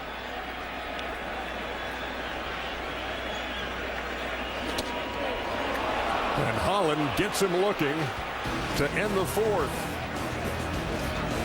But the New York Yankees reclaim the lead as we head to the 5th.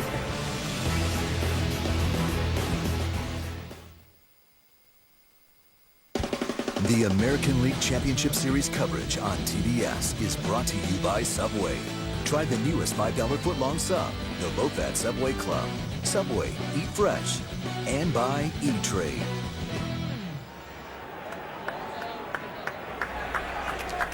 Top half of the 5th in the Bronx. Game 4 of the American League Championship Series, and the Yankees trying to even the series at 2 games apiece, lead it 3-2. Benji Molina takes 1-0. Molina was hit by a pitch his first time, came around to score, and he singles into left to start the 5th. Moments ago, had a chance to talk to Yankees skipper Joe Girardi about the night for A.J. Burnett. I think he's been very good. You look at the 2 runs that they got, and it was a walk, and he hit Molina with the breaking ball when he was trying to sacrifice an infield hit. It was basically how they got to 2 runs. He's been really good.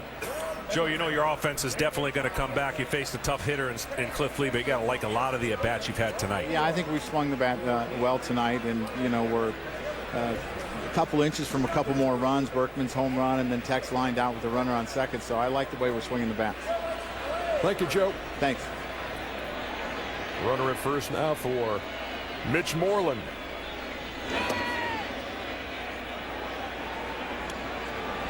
It'll be interesting to see how A.J. pitches to Moreland without the threat of a stolen base on first base. Benji Molina there. Moreland, the guy with some pop. He hit 9 home runs, but laid down a perfect sacrifice bunt his first time tonight. Another broken bat. Second for 1 and first for 2.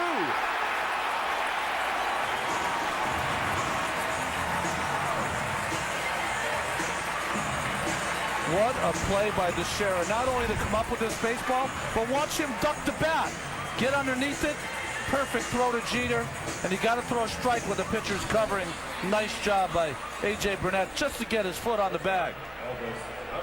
Last minute, just touches the top of that bag and gets his foot out of there. A 3-6-1 double play. A lot of weird stuff going on in this ballpark tonight, fellas. Home runs being reviewed. Broken bats flying through the infield. Broken bat hitting our camera. And somebody made a great catch just below the booth. There again, the view from our first base camera, which was struck by the broken bat of Brett Gardner in the last inning.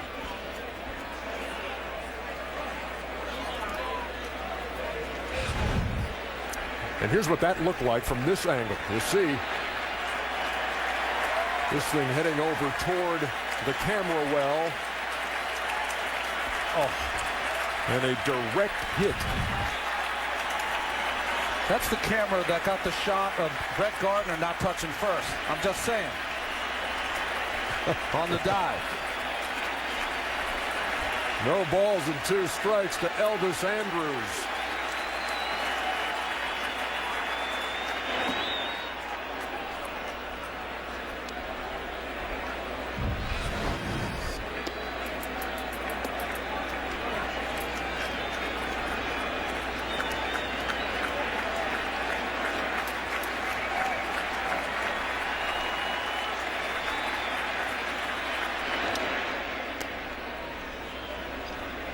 You know, you've talked, Ron, about this defense for the New York Yankees, and when we lay it out for the fans as the game begins, you see those who have won Gold Gloves, and Robinson Cano, the only one in that infield right now without one. But that bunch that you see around the infield from third to first, only 19 errors combined all year.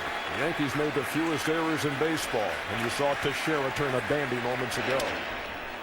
In the hole and past Jeter. A 2-out hit for Elvis Andrus.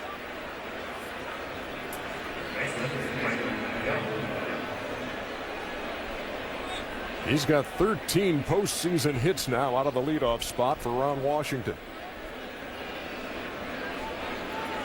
Well, the great thing about Elvis Andrus and the way he plays the game, you talked about it last night, that he's a winner, and that's all he cares about. He modeled his game after Derek Jeter, but he's just so fantastic with 2 strikes. Just tries to put the ball in play. 7 2-strike hits in this postseason. Interested to see if we see a pitch out at any point in this sequence to try and guess when he might be going.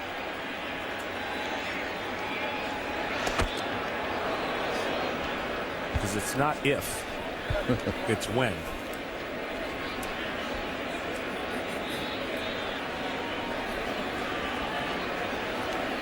Well, more than half of his stolen base attempts come within the first 2 pitches, so he is ready to go right away.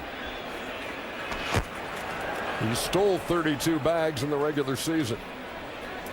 That was good for a top 10 spot in the American League.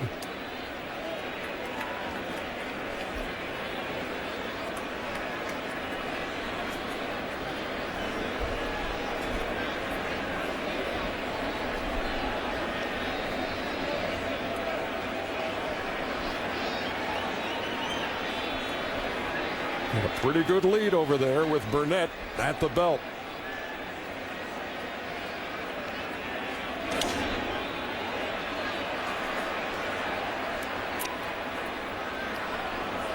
Again, just pointing out the difference between Michael Young and other second-place hitters. You talked about Jeter, although he's in the leadoff spot, taking a pitch to allow the stolen base. Michael Young is a very aggressive hitter. He's a first ball fastball hitter. When he gets it, he's trying to put it in play.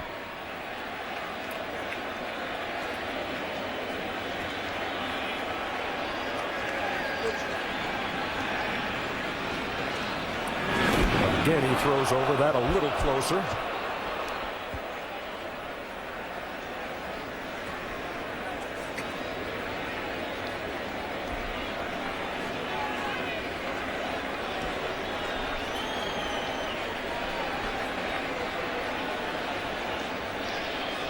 Young has 7 hits in this series.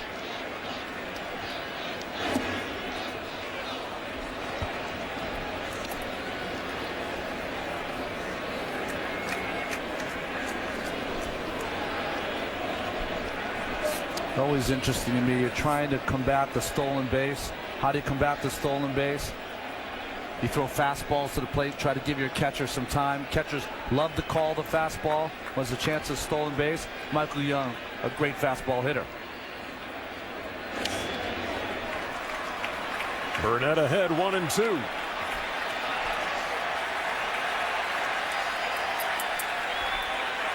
If you're just tuning in, Game 4 of the American League Championship Series, with the Rangers leading 2-1, but the Yankees leading this one 3-2.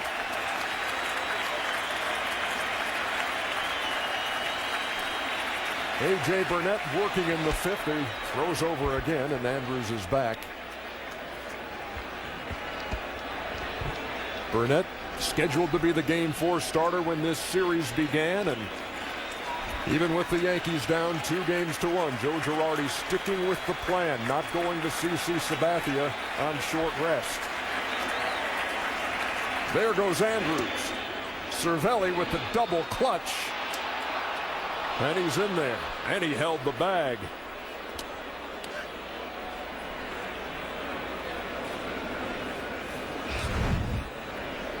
Well, big lead. And what a play by Cervelli. One hopped, picks the ball, and perfect throw there to second baseman Cano. Watch the slide, trying to get away from Cano. Gets on that bag, comes off. That back foot hit as he brushed a tag. Gets in there, keeps his back foot on the base by a cleat. Well, he slid awfully late, had good speed going in, but slid so late that was the reason why it was tough for him not to slide by the bag. So a speedy runner at second, representing the tying run.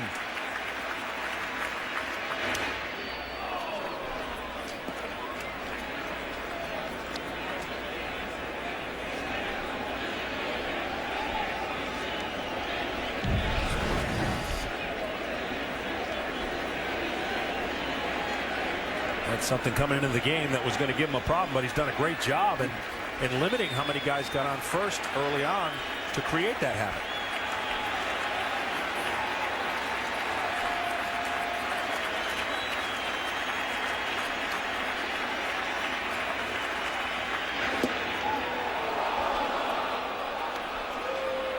Full count.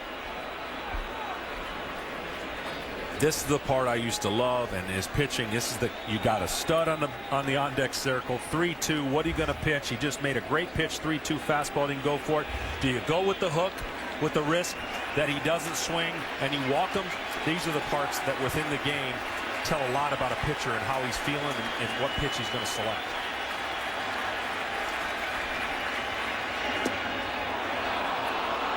And he draws a 2-out walk.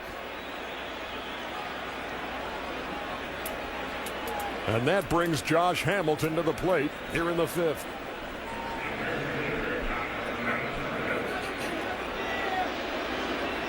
Molina led off with a single.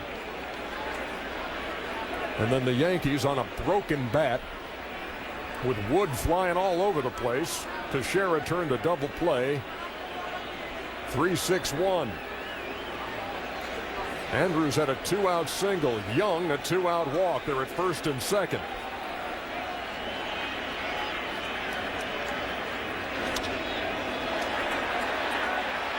Near the line, Brett Gardner reaches in and cannot make the play. That was a great try by the Yankee left fielder. He's disappointed because he thought he would have made that catch. Let's see if the fans get in his way. Absolutely. Definitely would have made that catch. At least would have got some leather on it. And the Yankees might not be as big of a situation, but they have their Bartman play.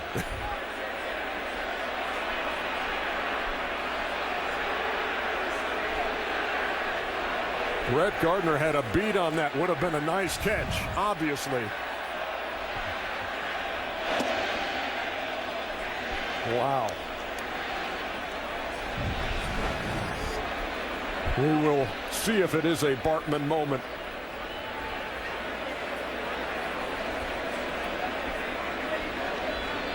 Ball and a strike to Josh Hamilton.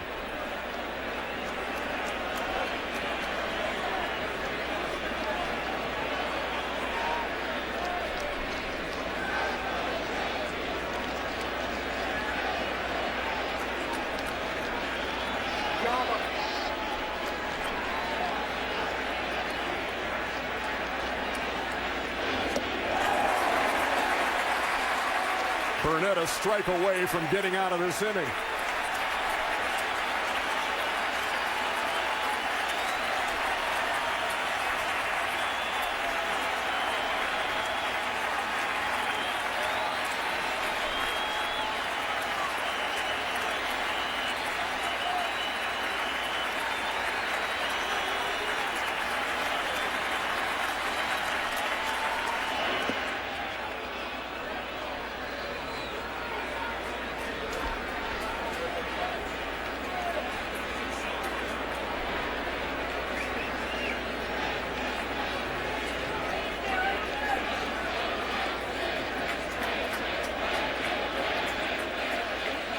Cervelli, he's been amped up since pitch number 1.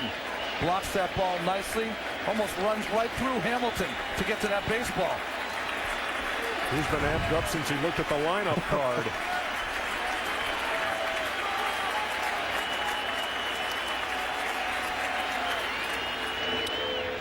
To center field. Steve Bartman's place in history is safe.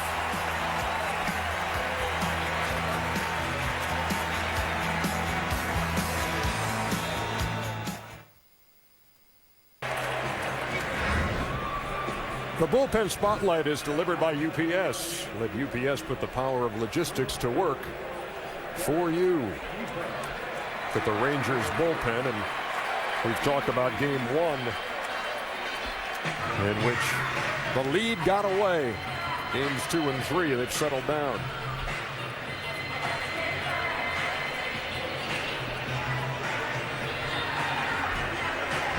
And Derek Holland going back to work here in the 5th. The starter, Tommy Hunter, went 3 1/3.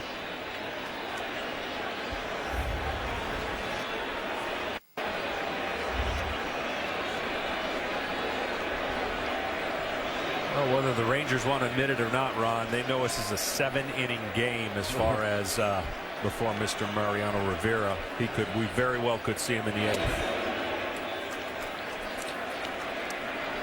Jeter takes inside 1-0. He grounded to short his first time. Delivered a 2-out triple in the 3rd. And then scored on Curtis Granderson's single. That's a good call, John. NFL does it with the running game. Old-time basketball did it with the 4 corners. Yankees do it with Rivera. Yeah.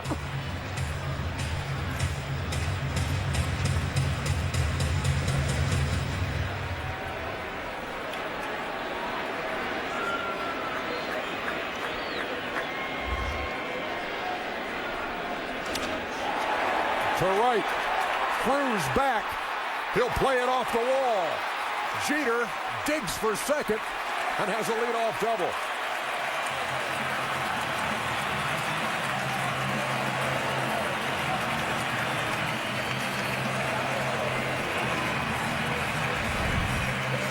How many times can he keep doing it? They need a game, and he's coming up big. Triple and now followed up by a double off the wall in right center field.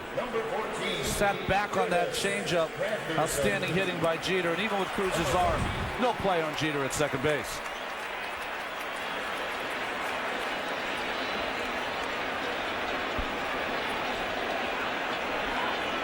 So he passes Bernie Williams, who they put on the big screen between innings, to a great ovation here at Yankee Stadium.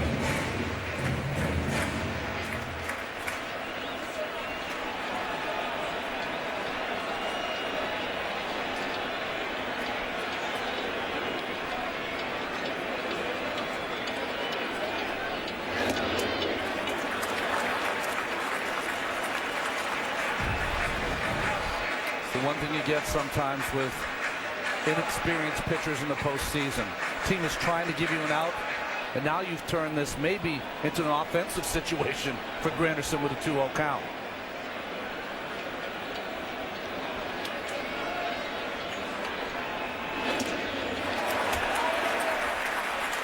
Three balls and no strikes.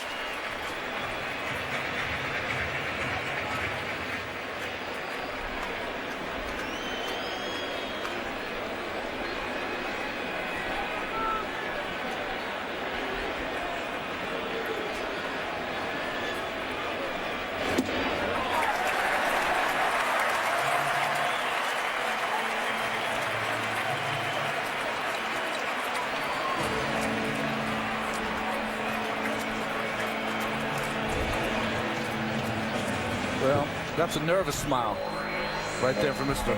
Holland. Just like Maddox talking about, you think here, John.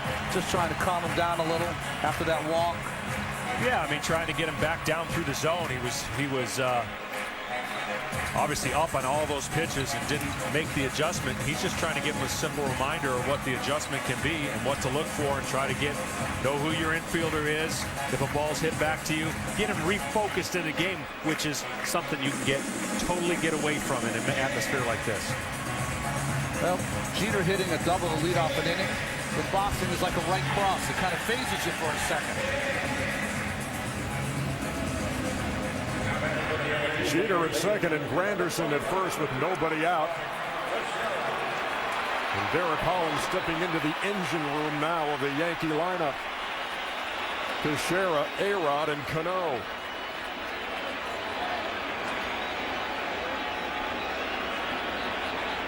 Teixeira still looking for his first hit of this series, 0 for 13.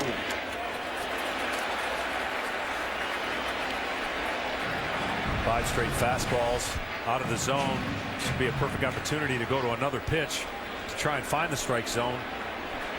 Maybe a changeup or a curveball or something that.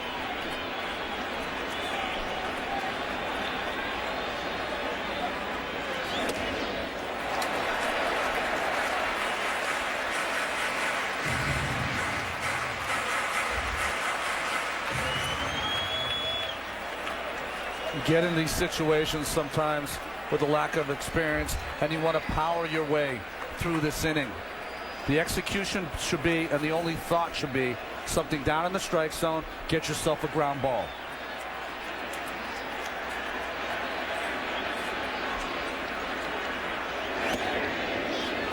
There's a strike.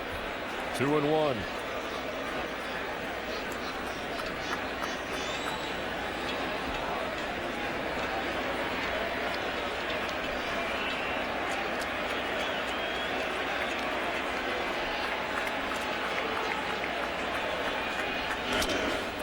To third.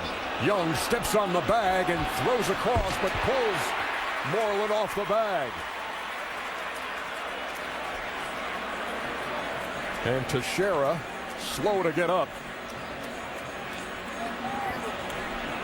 Holding the back of his right leg, that usually signifies a hamstring problem.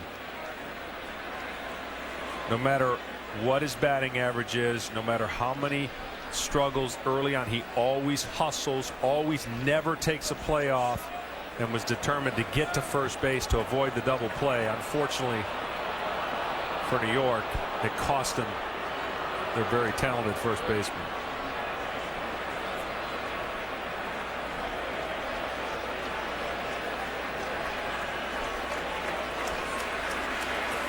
So Mark Teixeira here in the bottom half of the 5th inning. Help from the field. We will certainly update you, but try to take it to that next gear, and you can see strained at about 10 feet short of that bag. And it's such a pain. It just knocks you right to the ground. You can't move another step. Gruesome to watch. Well, one of the things that's an option for Joe Girardi is Lance Berkman goes from the DH to possibly first base. See how he plays it.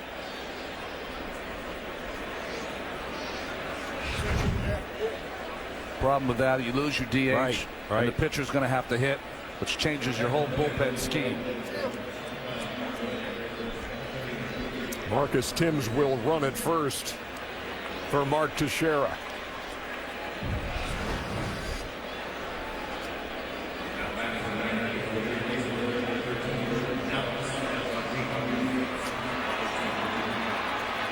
One of those things that happens in a series that can change the entire complexion.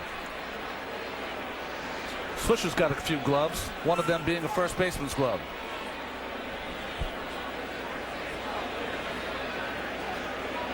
Another good option.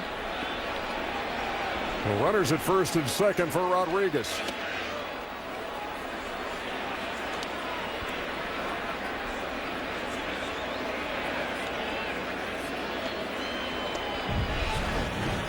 Rodriguez 0 for 11 this postseason against left-handed pitching. The lefty Holland working in his second inning in relief of Tommy Hunter.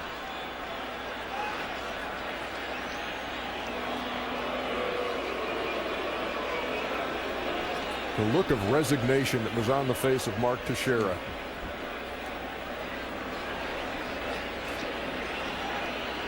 Knowing full well what he had done to that right hamstring. And of course we'll see what the extent of that injury is.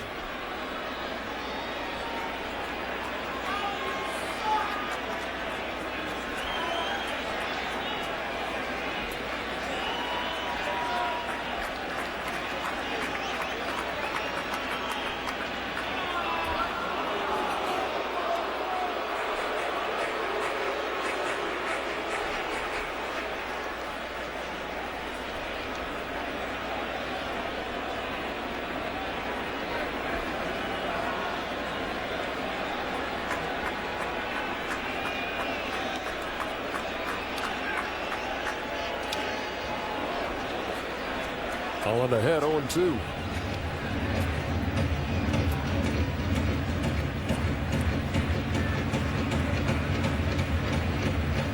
Before he debuted in 09, Holland had only pitched in 43 minor league games and only 5 of those above A ball. Actually took the rotation spot of Rich Harden for a time this season. Rodriguez had a notion and held up. All in 2 strikes.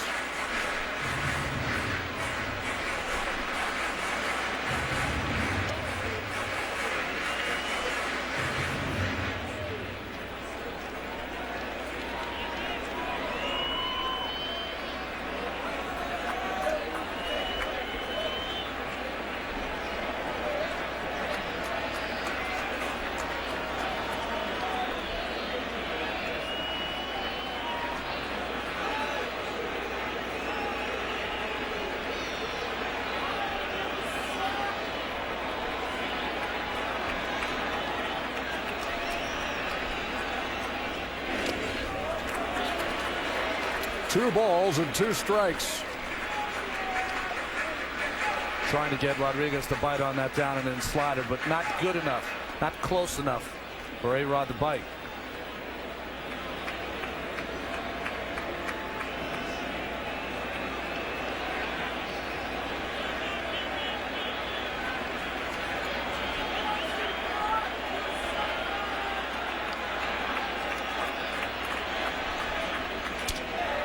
Hit to short.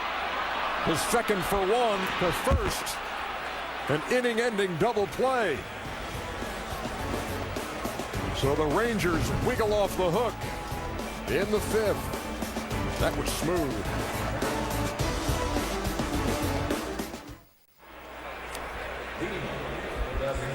Well, the wait for the NBA on TNT is almost over. It's LeBron, Wade, and the Heat against the Celtics, and the Rockets and Lakers on Premier Week, presented by Autotrader.com. 7 days on TNT. Michael Jordan among those in attendance tonight for Game 4 of the ALCS. NBA season opens up in a week. Well, you know what? AJ's waited a long time to not only start this game, but from the second inning on, he's waited a long time in between innings to come out and pitch. He's done a really nice job under the circumstances of not your prototypical game. Guerrero fouls it back. You saw the changes made defensively by the Yankees after the injury to Teixeira, who left the game clutching his right hamstring. Marcus Timms now in right, and Nick Swisher at first. Swisher has played 6 games at first this season and 255 in his career, so he's no stranger to that position in the course of his years in the big leagues.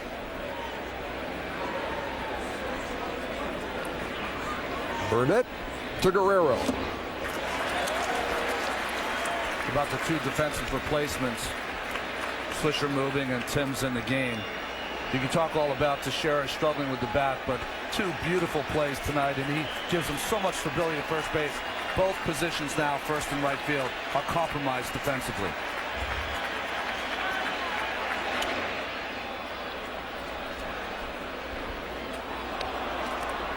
Guerrero struck out in the second, singled in the 4th.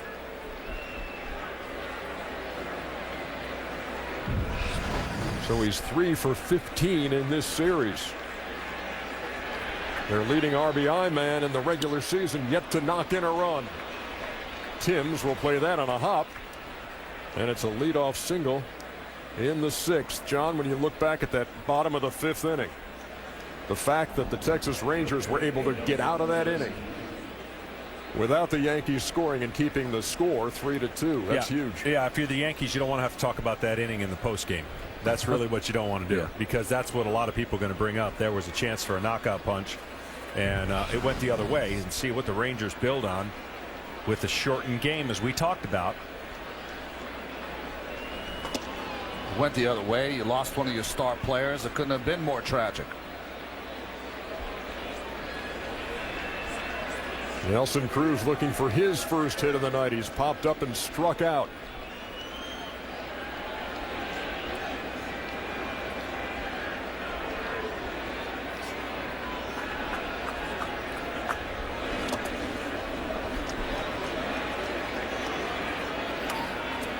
Fourth straight inning that the Rangers have put the leadoff hitter on. Robert Chamberlain, who's been solid in this series after not pitching against Minnesota in the ALDS.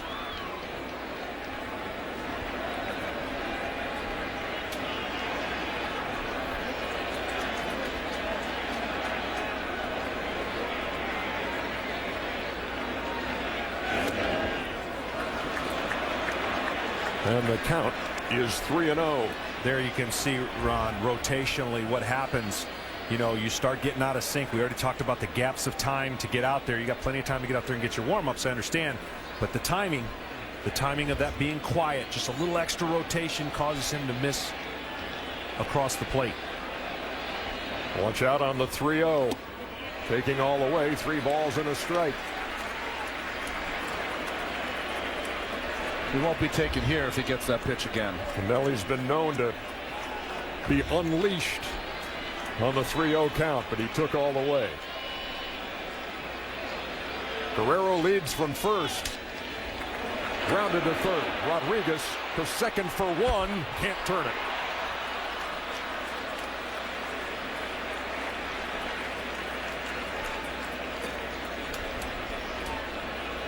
Usually you don't have any chance to turn this. Took a while to get to Alcs Rodriguez and makes a nice play in front of him. But one of the things he does here, two hands, gets the grip, and makes that perfect throw to Cano. The thing about the Yankees and turning the double play, Cano is about the quickest in the American League and has probably the best arm of a second baseman in the American League. So you never say die when they're trying to turn the double play. Now here's Ian Kinsler, who has 3 home runs and 7 RBIs in the postseason. To center field, Curtis Granderson at the edge of the track makes the play. Cruz is going to tag, and he'll be in there.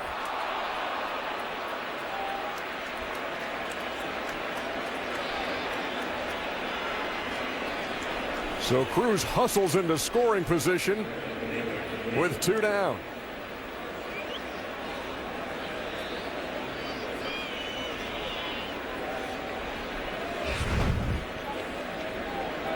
Well, nice job by Nelson Cruz going back to tag. Another hustle play by these Texas Rangers.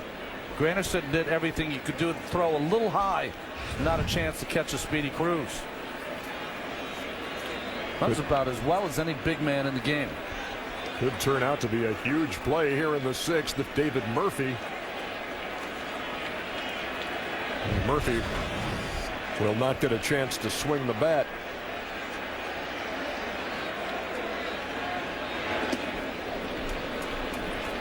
Well, there's history here as Molina waits on deck. The right-handed hitting Molina. August of this year. Burnett taken deep by Murphy in Arlington.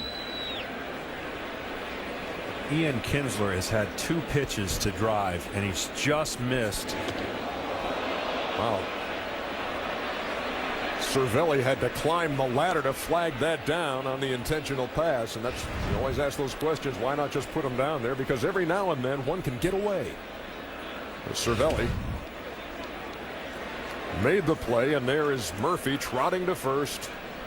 They're at first and second with 2 out.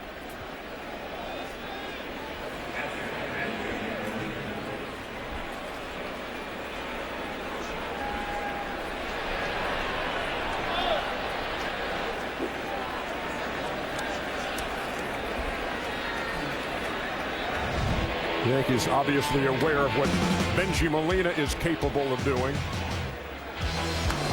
These with the Angels homering in Game 1, Game 2, and Game 3 against the Yanks.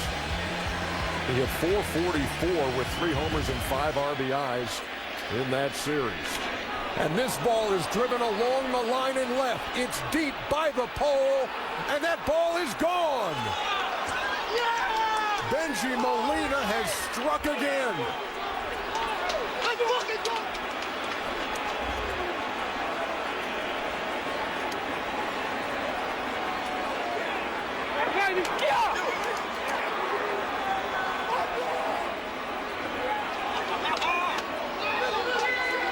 They walked David Murphy to get to the catcher, and he said, "Take that."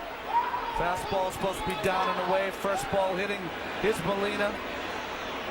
Deep into the night in left field. Incredible how that ball stayed fair. It was an inside fastball, and it just never hooked. Well, here's Mitch Moreland. That will end the inning. But what a top of the 6th for the Texas Rangers. Benji Molina gives the Rangers a 5-3 lead.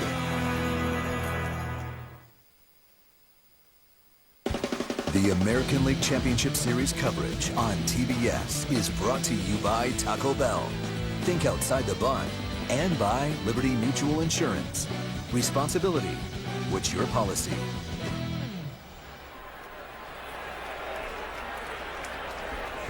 Bottom of the 6th inning. What a game at Yankee Stadium tonight. The Rangers with 3 in the 6th lead at 5-3. Robinson Cano leads it off in the bottom half against Eric Holland.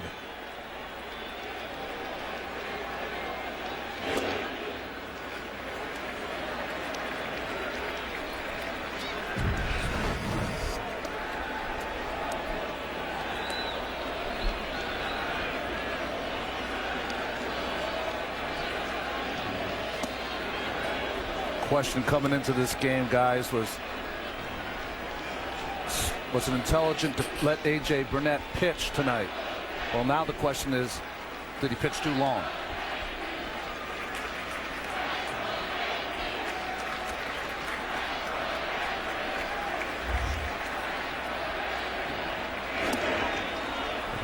One ball and 2 strikes. Sorry, it is such a tough decision as a manager. You have to go somewhat on gut. You got to go on feel. You're always going to be second guess, and certainly he was a pitch away from being proven right. The team could still come back, and it's all forgotten. We talked about the inning before that you don't want to talk about from the Yankee offensive, not getting it done, and now unfortunately, boy, the quiet crowd again. Holland with the 1-2. And he strikes out Robinson Cano. Watch A-Rod on this replay. The home run by Molina.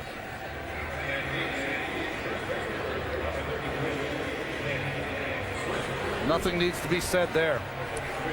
And unfortunately, trying to go away laterally, goes back, and you see him pull his hands in. Does a great job, looking dead red the whole way. It's the only way you can hit that pitch, and it was a location nightmare for A.J. Burnett that got him that 3-run home run. Here is Swisher with 1 down.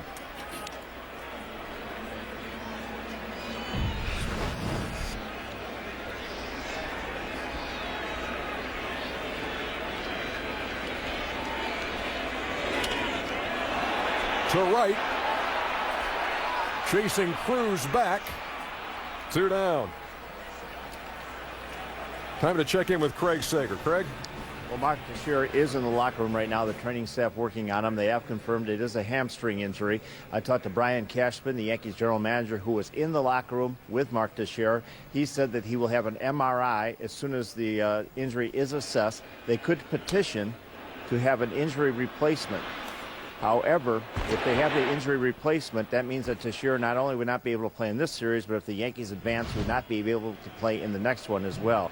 So still a lot going on right now, but Teixeira definitely has a hamstring injury. The MRI will be able to tell you probably tomorrow how long he expects to be sidelined. Ernie? All right, thank you, Craig. And you can see on the replay, folks, and we've shown it to you a few times, that it came before the slide. It's like he slid because he had already injured the right hamstring. If he is replaced, remember, you can only be replaced with an everyday player. Pitcher for pitcher, player for player. And again, to reiterate Craig's point, too, if you're replaced in one series, you are out for the next one. If the Yankees were to advance to the World Series. And you just never know, John, when those are going to come. You know, this is the middle of the game, as loose as you're going to be, as warm as you're going to be in a game. Just that extra strain trying to get there and beat the double play. Well, having played with Mark, nobody takes care of himself. I can know better than anybody. I mean, he just is so disciplined in his workout, his stretching, everything. When he comes to the ballpark, he is prepared. He may not always execute, but he is prepared. That's a shame to see. He has played through a broken toe, a very sore right thumb, which never has really healed. And now it's the hamstring. Young at third. Pulled Moreland off the bag, but he still got back to retire Lance Berkman. 3 up and 3 down in the 6th.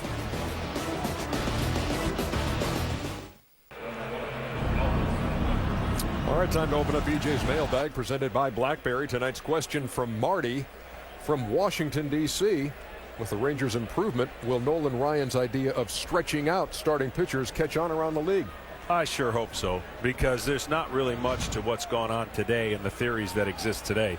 Nolan Ryan, obviously a throwback, and he knows what it takes to pitch innings, to exercise, to work out, and certainly it's paying dividends in his ball club and throughout the minor leagues of his ball club, and you watch to see what kind of job he does in the future. Listen, most organizations in baseball would misidentify Nolan Ryan. He'd never be able to work as much as he could work. He'd be on a 75 pitch count in rookie ball, move him up to 100 in Double-A, routinely pitch games with 150 to 200 pitches. But still a work in progress. The Rangers bullpen this year led the AL with 503 and 2/3 innings pitched. So they're still tweaking it a bit.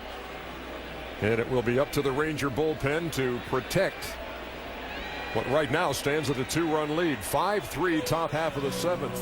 David Robertson has come on in relief of A.J. Burnett and faces the Texas leadoff hitter Elvis Andrus. Robertson was roughed up last night's game, giving up 5 runs. Right back out there today. Well, everything he throws cuts. He doesn't have anything going back to a right-hander, so he's going to stick with the cutting fastball and then a knuckle curveball that is hard. And he gets Andrews looking to start the 7th.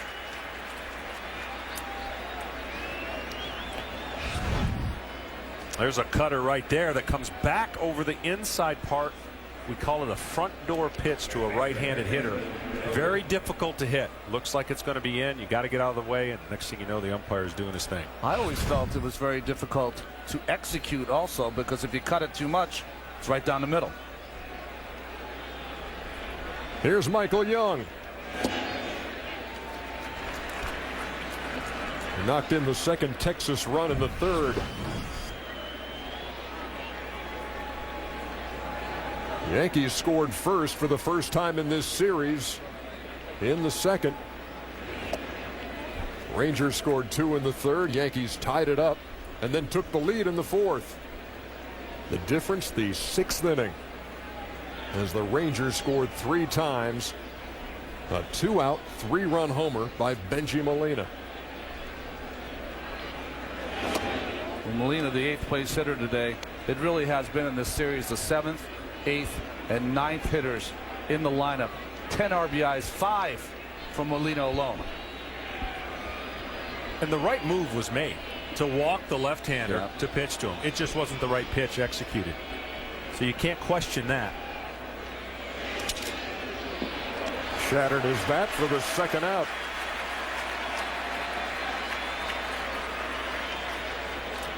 Sports fans, listen up to hear what some of the biggest names in sports have to say about today's hot topics, like Boomer Esiason on the Philadelphia Eagles quarterback controversy, or Doug Flutie on his top 5 college football teams. Check out Behind the Mic, presented by Allstate, exclusively on SI.com. David Robertson faces 2 hitters in the 7th, retires them both, and we'll be back.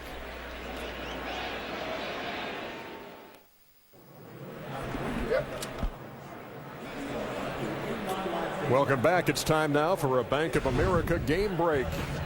We update you on the Phillies and the San Francisco Giants from San Francisco. Cody Ross, what's gotten into him? Another RBI today.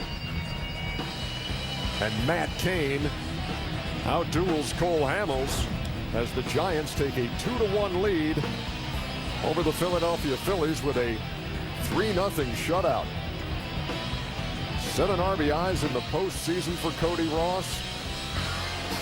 And they'll play again 7:30 tomorrow night on Fox with Joe Buck and Tim McCarver. So the 2 teams that played in the World Series last year, the Phillies are down 2-1.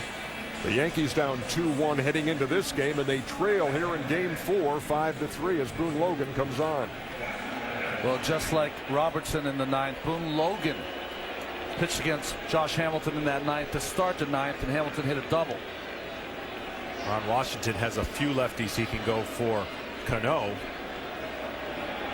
Well, the Yankees only have one option of a left-hander, and that's it right here to face this one hitter.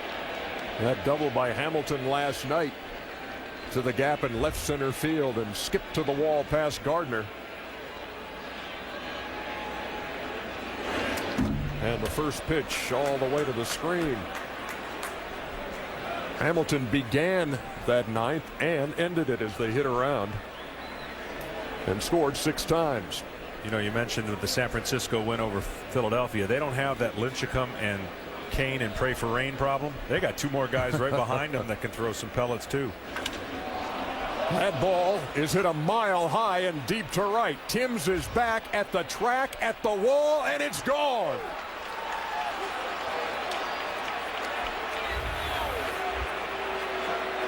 Josh Hamilton has homered for the 3rd time in this series. And it's 6-3.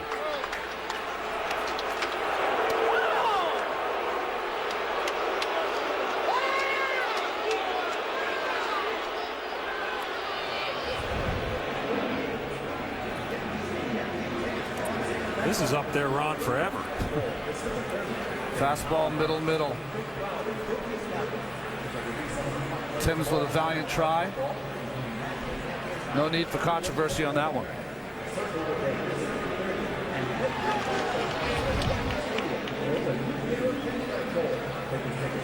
Boone Logan is done.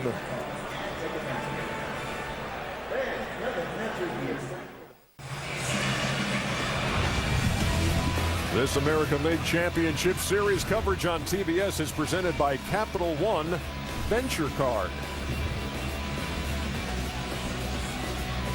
Great look from above at Yankee Stadium, where some high hopes early in this game have been replaced by high anxiety.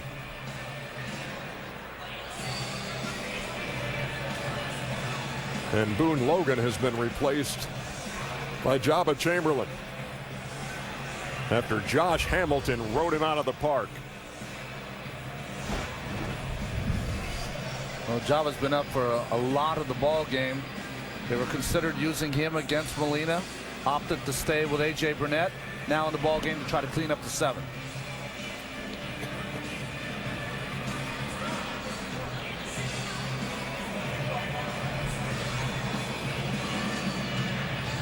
Well, we talked about it. The Yankee hitters were on the verge of blowing this game more open than they did in that 1 inning, and it certainly has come back to bite them a little bit. Now they're down 3. They had a first and second, nobody out.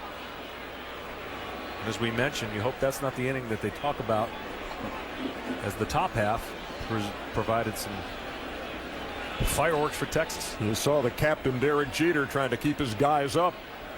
They're down 6-3. And Guerrero lays into the first pitch, and that's going to the gap in left center.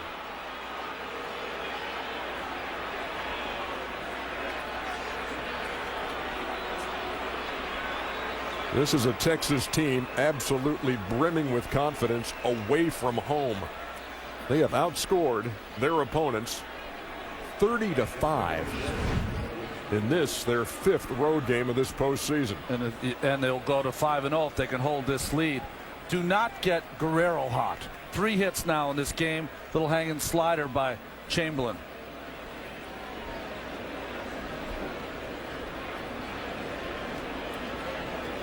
So a rude greeting to Jabba from Vlad, and here's Nelson Cruz.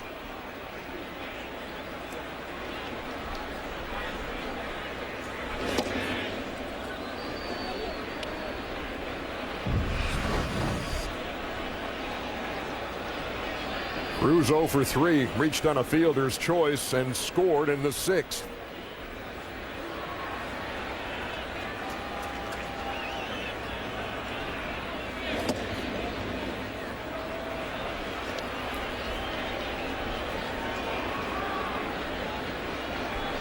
So far, 2 sliders. He got in the side of the ball a little bit, creating a little less break than you would want.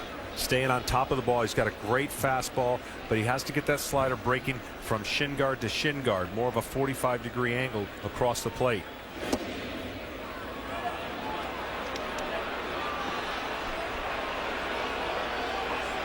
After not pitching in the Minnesota series, Jabba Chamberlain has been effective in a couple of outings for Joe Girardi in this series, but here it's jumping for him a little bit. Line double, and now a 3-0 count to Cruz.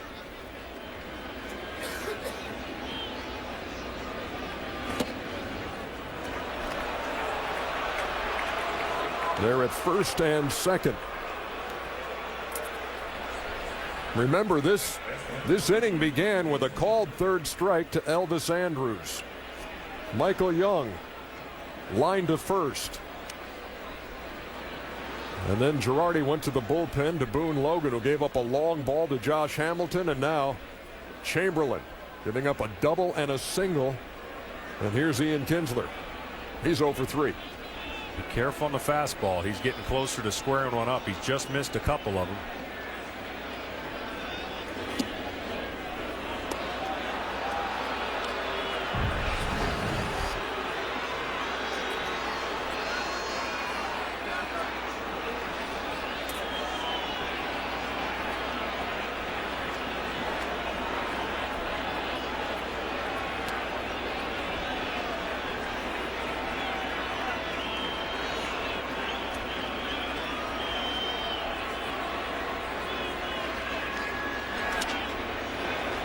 Blooper over first, long run, nobody will get there.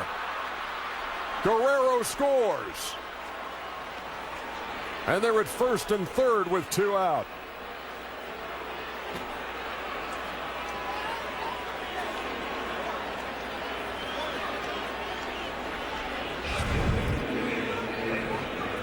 Well, he beat him with the fastball there, Ron, and just got lucky enough to hit it in between the outfield, or the infield and the outfielder.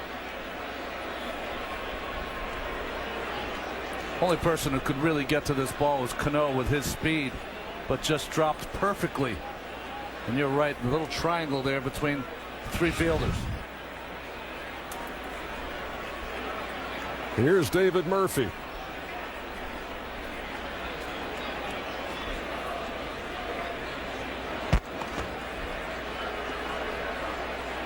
I've seen this before with Jabba. Most of the calls from the bench will alert the pitcher when to throw over. He will throw a lot on his own. When Kinsler was picked off in game 1, Ron, it was Tony Pena who gave the sign from the bench. And that was with Kerry Wood, who has a good move to first base. Jabba, not as good.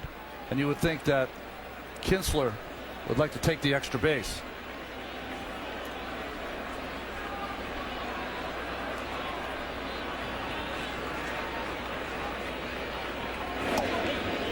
And one of the reasons it's tough, you watch him come to a set, his feet are close together. Yeah. And when they're close together, it's a lot harder to separate him and spin to first. And it's comfortable for him, but that's part of the reason why that transfer weight makes it a little more difficult. Murphy walked in the 3rd and scored, was intentionally walked in the 6th, just in front of the 3-run bomb by Benji Molina.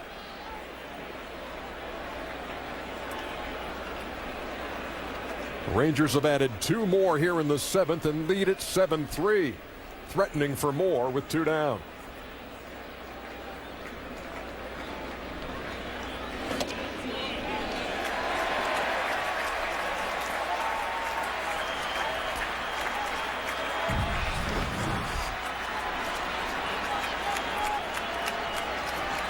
Rangers' last 6 runs in this game have come with 2 out.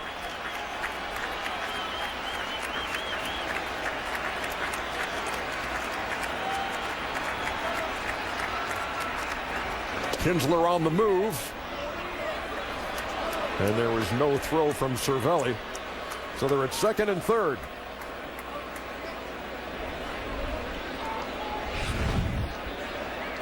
No one covering here with Kinsler running. Going to hold your position, try to make a play.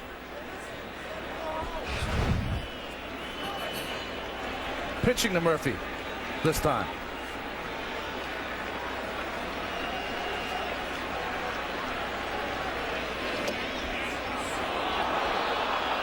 Two balls and 2 strikes. Boy, close pitch, John. Awfully good pitch, but it's just off the plate.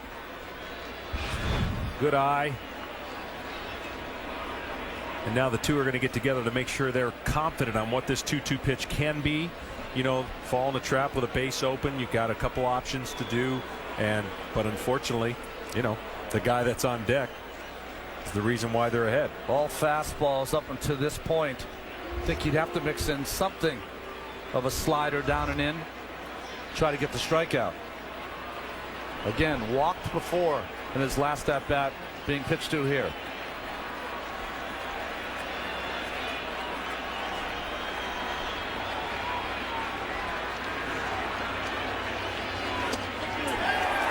Murphy caught looking to end the 7th, but not before the Rangers scored 2. So the score is 7-3 as they stretch at Yankee Stadium. And we pause to honor America.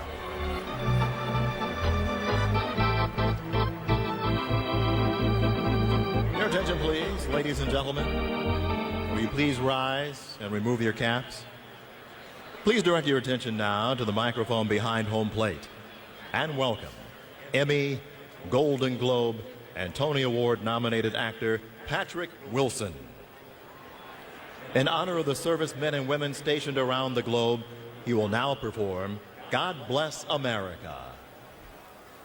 While the storm clouds gather far across the sea, let us swear allegiance to a land that's free. Let us all be grateful for a land so fair as we raise our voices in a solemn prayer. God bless America, land that I love.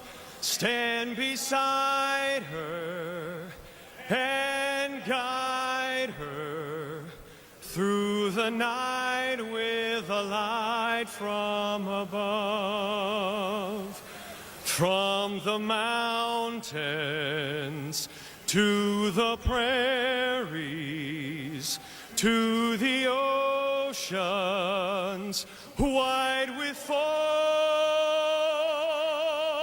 God bless America, my home, sweet home. God bless America, my home, sweet home.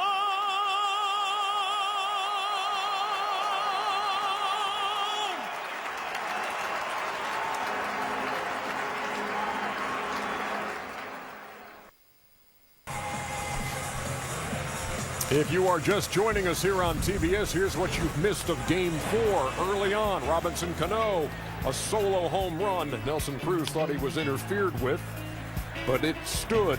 That one did not. Lance Berkman going deep, and it was reviewed. Mark Teixeira has gone down with a hamstring injury, and Benji Molina, an old Yankee nemesis, has done it again, a 3-run shot. Big moment in the game, kind of like yesterday. If this guy can get on the base, they got to scratch and crawl and get back into this game. And he's the perfect guy to make things happen if he can get on base, Ron.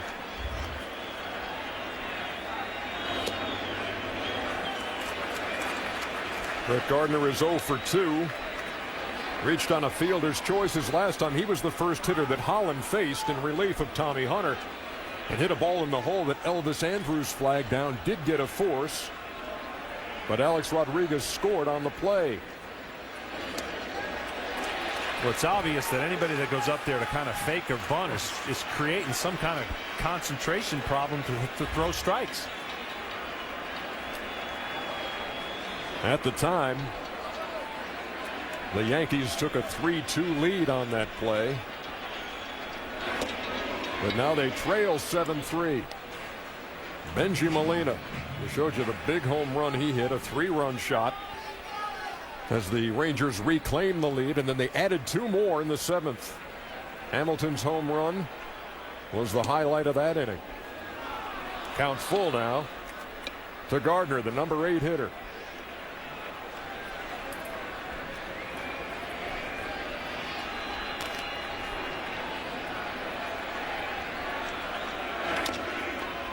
To second.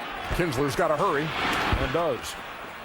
What a great job coming back after 3-0 to pour in those. You could read his lips on the 3-1 pitch. He was saying fastball, come on, fastball, trying to tell himself to pour it down the middle, and he did. Good job.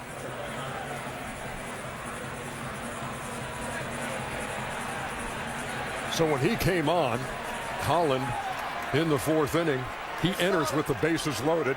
They do get a run out of it, but that's all in that inning. And then in the 5th, he has to pitch out of some trouble. Giving up a double to Jeter. Got the big double play ball out of A-Rod to end that inning. He has been limiting damage since he's come in. 3 innings of work now so far for Holland. One of the unsung heroes. Jorge Posada is going to pinch hit for Francisco Cervelli.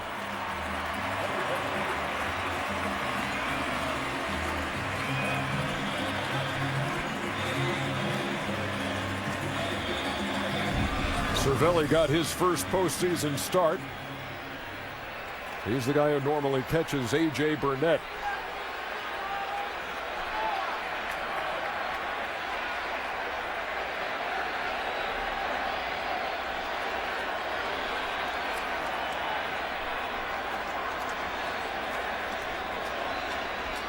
Posada 2 for 10 in the series. Swings at the first pitch and fouls it away.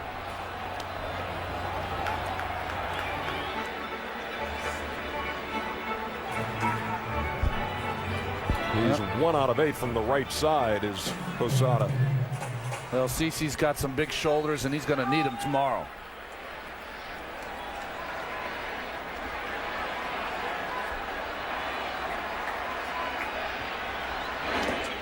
Andy Pettit 1 pitch away from matching zeros with Cliff Lee. A.J. Burnett 1 pitch away from an outstanding outing.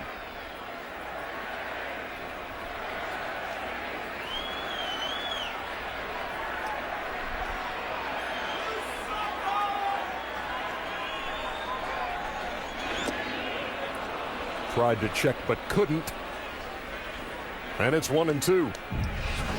Well, as you said, Ernie, he came in, and I thought the best thing he did was limit that damage to just 1 run, and then he's been lights out since then, getting out of trouble and not preventing any more runs from scoring.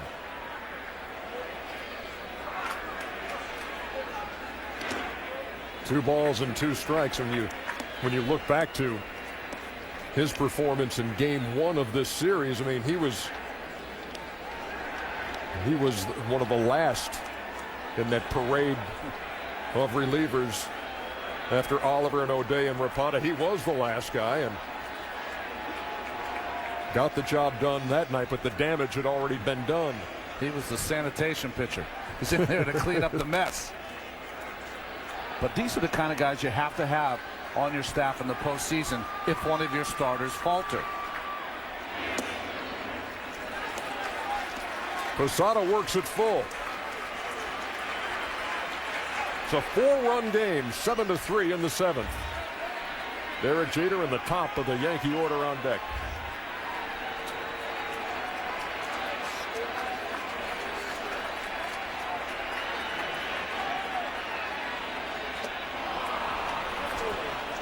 Two down in the Yankee 7th. Raise your hand if you already know the answer to this one. What's big, orange, and requires lots of hot air? Yep, I see it, Ron. The Conan Blimp. Tonight's aerial coverage is made possible by AT&T, and Conan premieres November 8th right here on TBS. Hey, when you're in that thing, it is a blast to look down at the stadium. It really is. You guys should try it. You've been up there? Yeah, you saw it yesterday. I mean, obviously, I wasn't up there when they showed it. It was before the game. Computer-generated magic from our truck. Here's Jeter with 2 out. Jeter had his streak of 21 straight games reaching base safely in the postseason. Snap last night, but he's doubled and tripled tonight. Scored a run in the third. Holland, 5 1/3 scoreless in this series.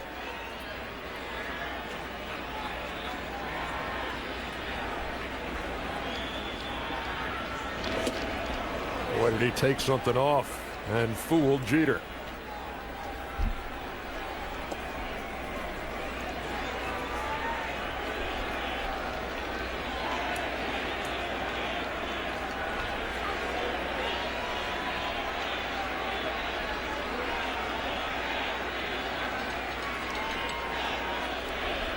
You saw that good tight shot of Holland and the big deep breath. You find yourself doing that a little more often, guys, in the month of October? Boy, that and trying to find any saliva. Can't catch a breath sometimes. That's where the hard work comes from, John. Routine, years and years. It worked for him there on the Gardner at bat. Went back to basics to throw 3 strikes. To first, Moreland makes a nice play on the backhand side. And the Yankees are retired in order in the 7th.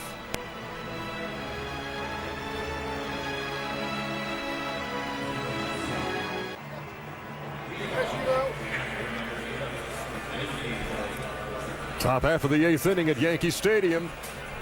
And the Rangers trying to take a 3-1 lead in this series. This was a huge moment in this game. Bengie Molina launching a 3-run homer in the 6th.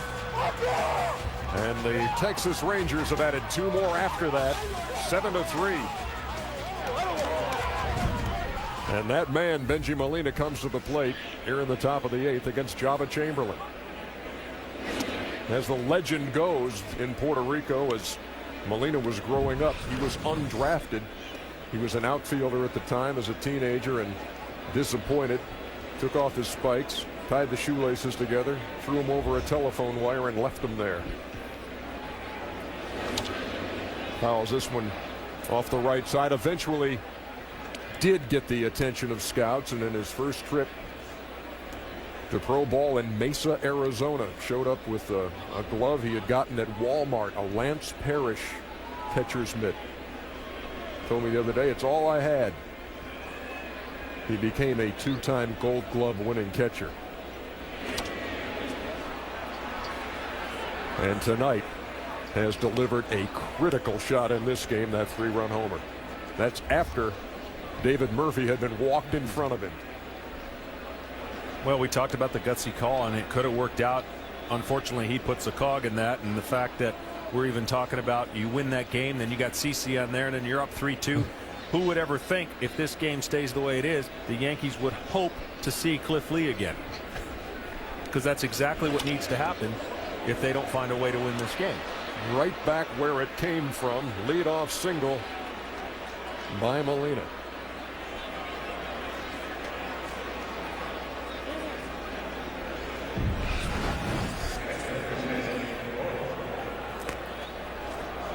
Yep, the 10 RBIs out of the 7-8-9 hole, as you referred to earlier, Ron. And Molina, the number 8 hitter tonight, is 3 out of 4. Has reached base every time he was hit by a pitch in the 3rd and scored a run. And here's Mitch Moreland, who's done a great job out on the 9 hole. Really, the only thing left for Molina to do is steal a base. Well, he has this series on a 3-2 pitch, but I know what you're saying. They're playing behind him. Why not?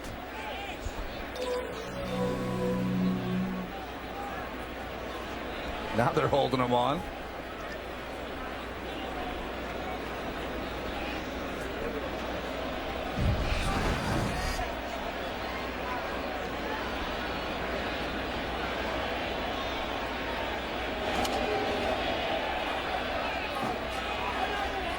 Getting closer. Foul ball, I mean. I've seen you with the foul ball in the booth. Yeah, you were a first-hand witness to that, Ron. Just a fluke, man. Just leave it alone. I'm going to catch one. You caught one that day. But Ron wound up with the ball.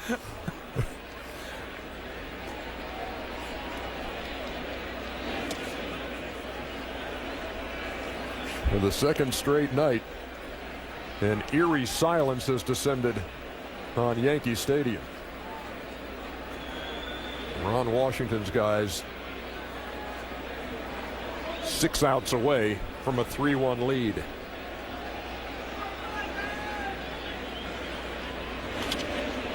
Well, the history in the postseason with the Yankees is they pound on you late. And it's just been the opposite here with the Rangers. And one of the things that could end up being, you didn't know it at the time, a blessing in disguise is the way the Rangers got beat in the first game. I mean, not that you want that to happen, but everybody's been on edge. Everyone's come in and done a nice job since then, and you never feel like you're going to have a big enough lead against this Yankee team from that point on. You're always going to be stepping on the gas and trying to make it even better and more each time you're at the plate. Robinson Cano, great play to get the force. 1 out here in the 8th. Well, if you're going to get an out, I don't think you mind it here for the Rangers. You trade a little more speed on the bases. A little more? A little more. I mean, I'm trying to give the man his props. He's got some stolen bases. What a play by Cano. I will tell you right now, this is some outstanding second base from the American League. He should win the Gold Glove.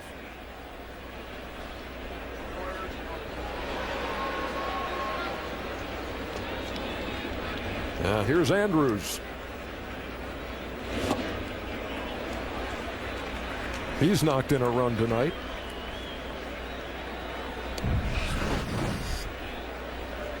One out of 4 with a stolen base.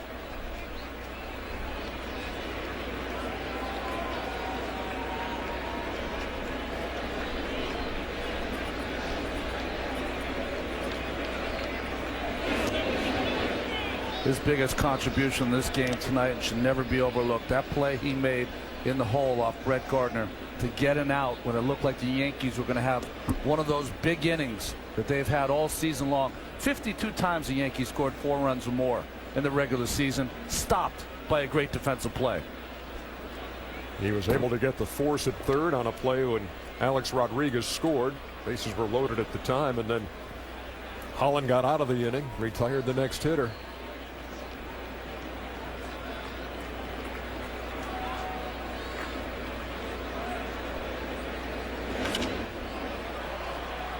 To right, where Marcus Timms makes the play for the second out. I mean, not only the range to get to this ball, but also with the dive to know where he's got to go with the baseball. That's a play for infielders that they know going in. That's in their brain already. They know if they go to their right, they have to dive. The only place to go is third base. Great baseball defensive instincts by Andrews.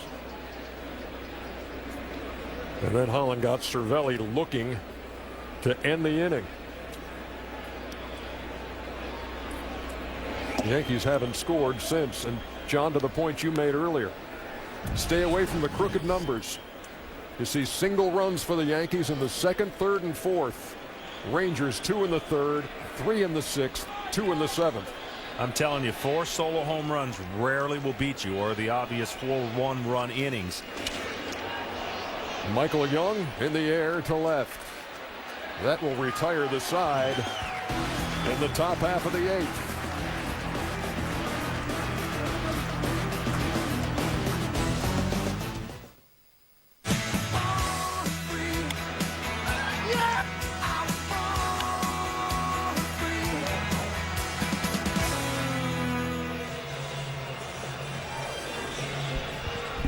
Curtis Granderson leads it off in the bottom of the 8th.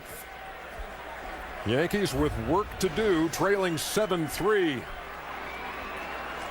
6 outs away from a 3-1 deficit in the American League Championship Series.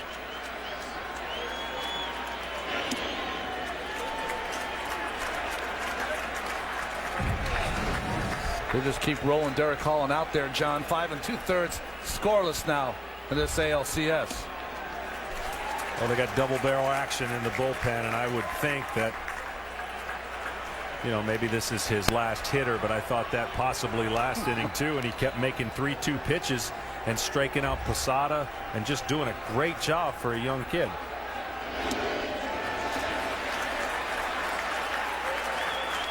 Holland just turned 24 this month.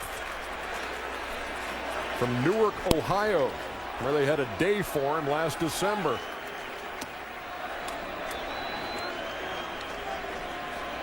Might hold another one for him after this performance in the ALCS. 3-1 to Granderson. Upstairs, a leadoff walk in the 8th.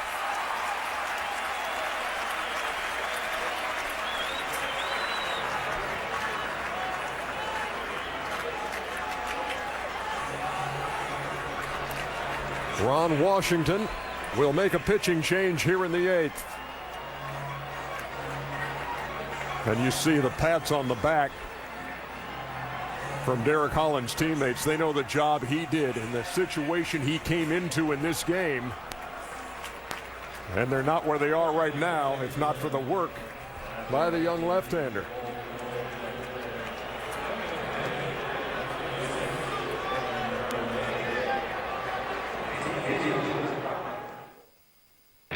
The 3 Series exemplifies the essence of BMW. It has the ingredients of the perfect sports sedan.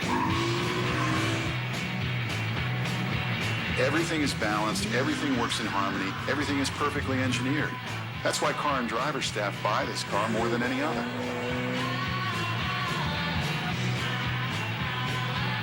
Get 0.9% financing, or for the first time ever, pay nothing down on a well-equipped 2011 BMW 3 Series sedan.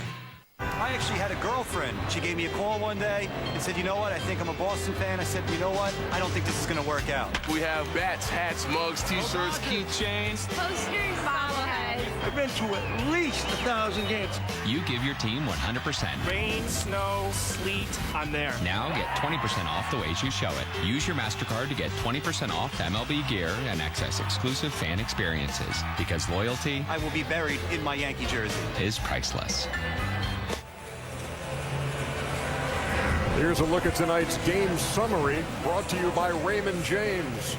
It's 7-3 in the bottom of the 8th. Benji Molina's 3-run homer was key. Mark Teixeira left the game with a strained right hamstring. And the Texas Rangers, trying to take a 3-1 series lead, have gone to the bullpen in relief of Derek Holland, who was solid.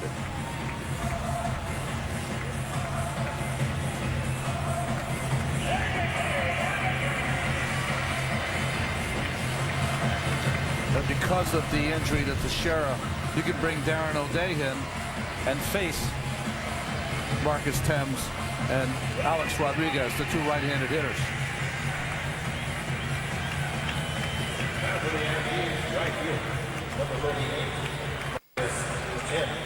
Well, the one thing I'd be preaching right now if you're Texas coach is outs.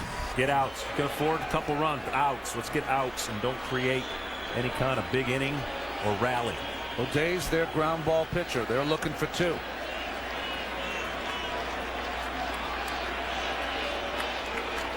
Timms came on when Teixeira went down.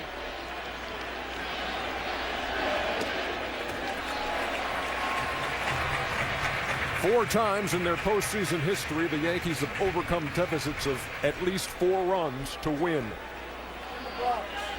in the Bronx. And they are down by 4 in the bottom of the 8th.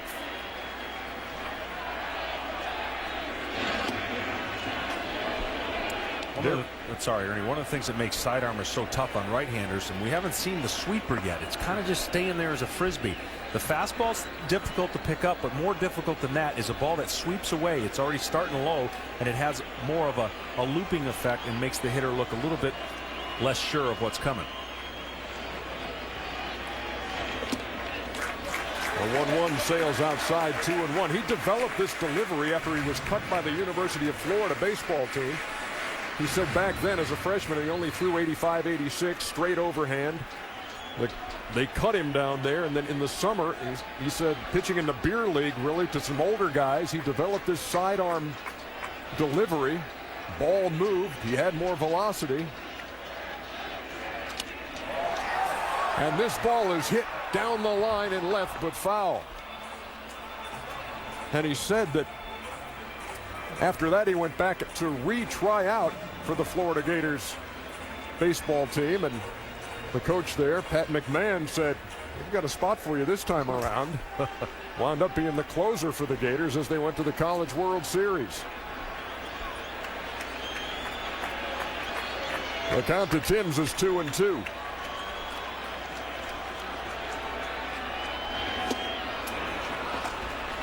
One down here in the 8th. That was the first sinking action that we've seen. I mean, he came in, we didn't get to see much of him before, but he's had a riser that he throws. Here's the sinker, and it swings right over the top of it. Remember the first game he came in, threw one pitch to A-Rod, a sinker that was hit by Young at third base. Has not thrown that pitch until then. Right.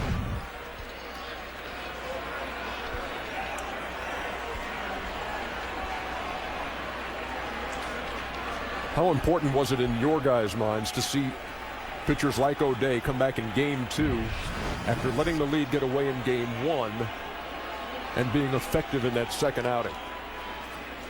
I don't think it was only O'Day. I think it was Oliver who had walked 2. He came back and had some redemption. Also, Rapata came in and got some outs, and O'Day also. All those middle guys that are so important in the 8th inning for Ron Washington and the Texas Rangers had a shot of redemption, earned it, and now have to have more confidence coming in on these bigger games.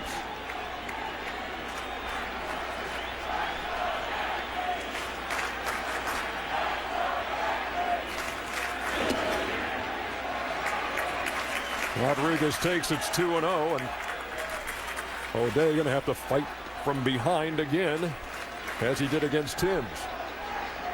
With those outings, Ron Washington said, "I didn't lose any confidence in them. I believe in them, but they have to believe in themselves." And when you have success, you start to have belief.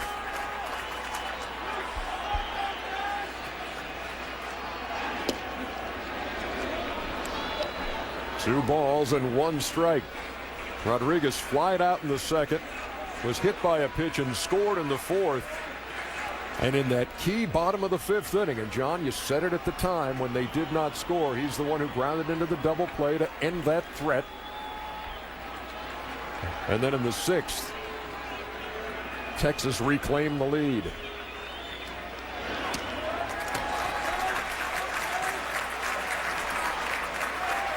You used to always tell yourself, didn't you, John, the only way to allow a team that's been put down and down by 4 runs back into the game, hard to give up 5, 6, 7 hits in a row, it's by walking people.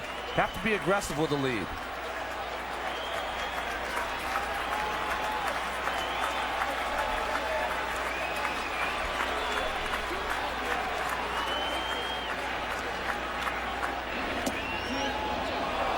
Off the corner, counts full. And what happens is he knows this is his last hitter. There's no real reason to be perfect. Even a hit is not as big of a rally in this situation as a walk, because all of a sudden you've just given it to them versus them earning it. And plus the other side starts to feel that feeling of maybe coming back. Granderson with a lead at first.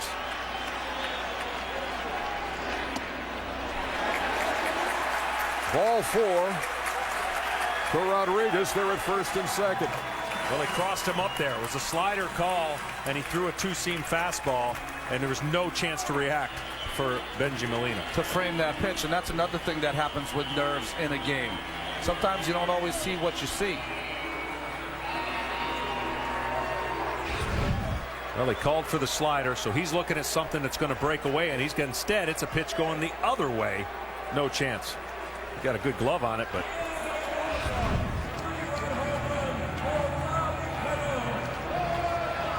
so with a 4-run lead, couple of walks here in the 8th, have runners at first and second with 1 out.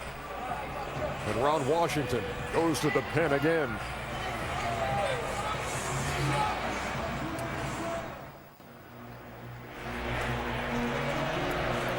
The Yankees have 2 on, 1 out, down by 4. Remember game 1? You saw Derek Jeter. You saw the bullet by Alcs Rodriguez. Robinson Cano swinging at the first pitch to knock in a run. Before it was all said and done, The Yankees had scored 5 times in the 8th and swiped game 1 in Arlington 6-5. Tonight, they trail 7-3. And again, Ron Washington going to the bullpen for Clay Rapata. And that hit by Cano in that sequence you talked about, Ernie, was off Rapata. It was a first pitch fastball. I've watched him throw in warm-ups about 4 or 5 sliders in a row. A couple to the backstop. Which brings to mind the conversation we had with Ron Washington before game 1, talking about the fact he had added 2 left-handed pitchers to his arsenal for this series. To get out, the guy who's walking to the plate right now, Robinson Cano. Well, Cano had an answer for that with the first pitch against Rapata in game 1. Well, interesting enough, he had 2 left-handers throwing at the same time, which tells you this is a one-pitch or one-batter approach for this pitcher, and more than likely, you bring in your other left-hander to turn Swisher around. Wow.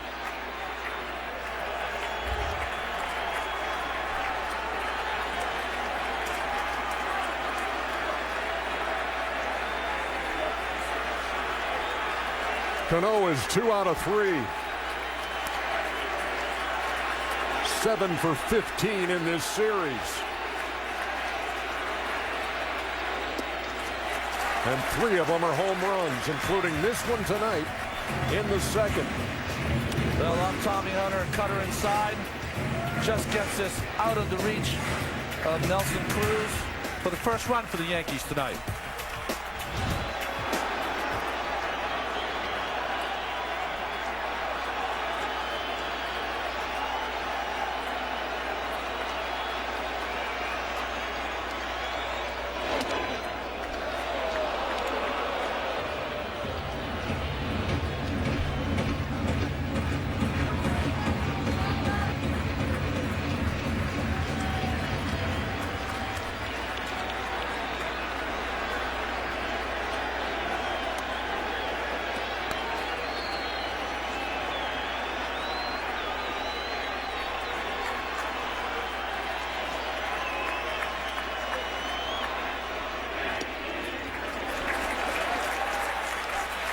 Off the corner, 2 balls and 1 strike. Well, the problem for the bullpen since this series started is the walks. The starters have walked only 13 for the Texas Rangers in the postseason and 14 by the bullpen. The Yankees have not put a ball in play here in the 8th, and they have a rally going.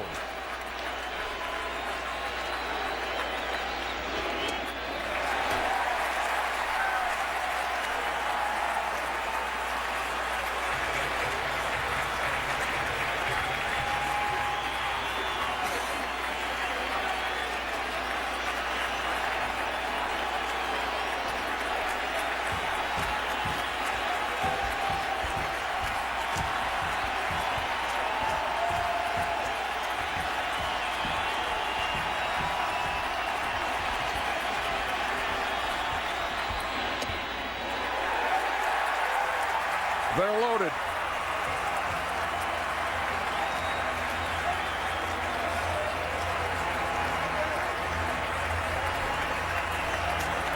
Well, you look here, and the first pitch, we guessed it was going to be a slider, not anywhere close to entice him. He does make a nice slider here, but then can't locate his fastball. Good pitch on the outer half, but you've got to be able to make what looks like a pitch enticing to a hitter, and unfortunately, that's going to be the end of Rapata. Well, 3 walks in the inning by the bullpen that have been hesitant at times to throw the ball over the plate. 40-year-old Darren Oliver enters the fray.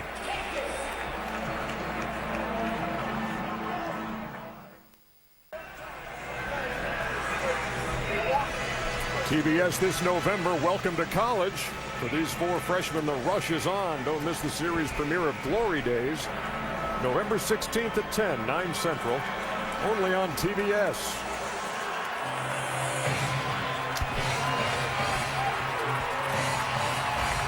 Well, how this setting has changed over the last 10 or 15 minutes. Inning began with the Yankees down 7-3. That's still the score, but the tying run is coming to the plate. That's why I said you got to get out. You can't be on the defensive. You're up 4. You can give up a run here. Get a fly ball, something. Get out. Stop the bleeding. 3 walks. Makes it feel like the Yankees are going to do what they did in Game 1 with a couple big hits. Talk about walks, John. This is the 3rd time that Darren Oliver has come into a game. The first time in Game 1 came in to face Nick Swisher. He walked him. Second game he came in, he faced Nick Swisher. He walked him. What will happen tonight? Swisher is 0 for 3 with 2 strikeouts. 1 for 14 in the series.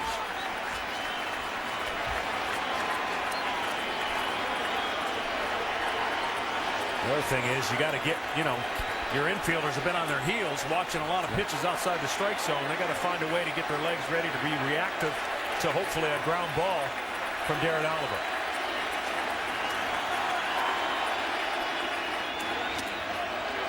Breaking ball over 0-1.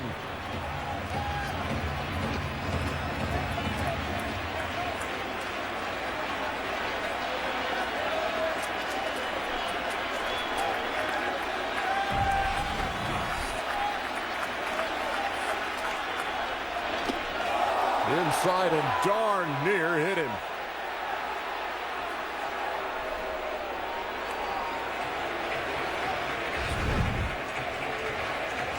Well, playing with fire, this slider tries to throw on that back foot. Looked like he caught his pant leg.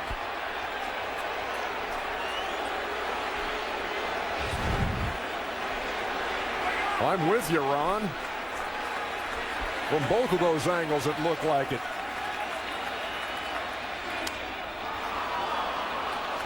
Behind second, Andrews called off by Hamilton. No tag.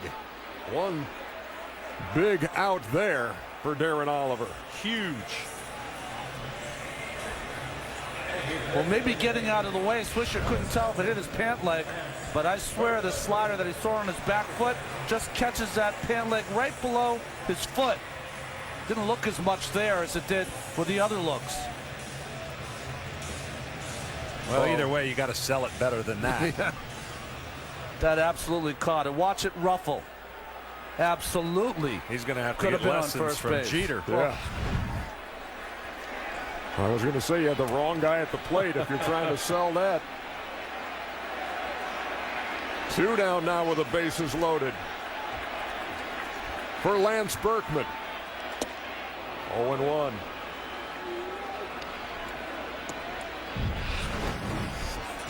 In the second, Berkman hitting left-handed. Hit a ball tantalizingly close to a solo home run. Just missed the foul pole. Originally ruled a home run, and they reversed it after the replay. It's 0-2. Much better hitter from the left side than he is from the right.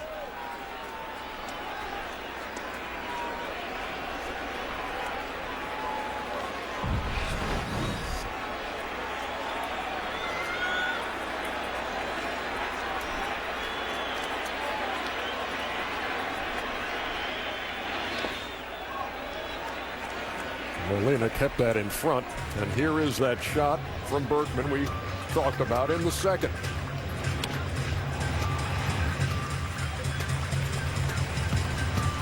Called a home run, reviewed, waved off.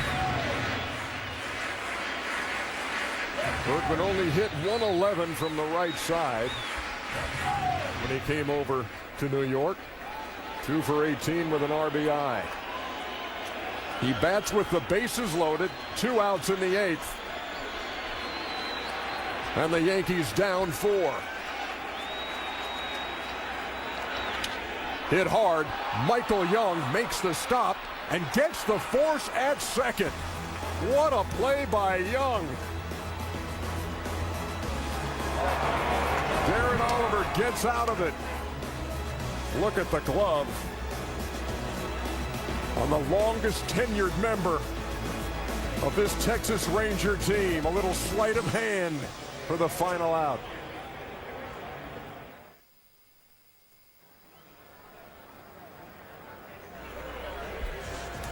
Top half of the ninth.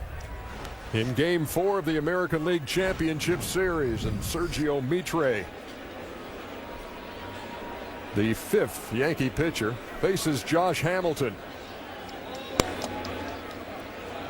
In his last at bat, Hamilton greeted Boone Logan with a home run.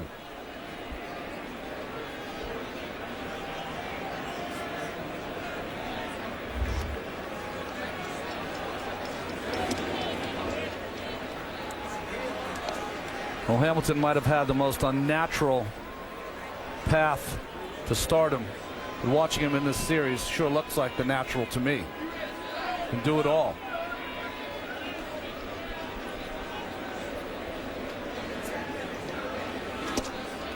Then after struggling in the opening series against Tampa Bay, and really his first real action since coming back from the broken ribs, he's unloaded with 3 home runs in this series and knocked in 6 runs.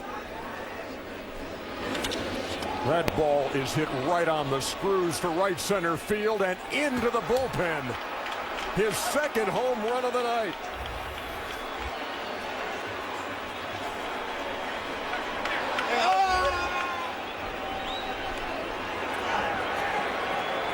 Only thing missing, Ron, is the bat boy handing him the bat or bringing him to the bat. Wonder boy. And lightning and rain.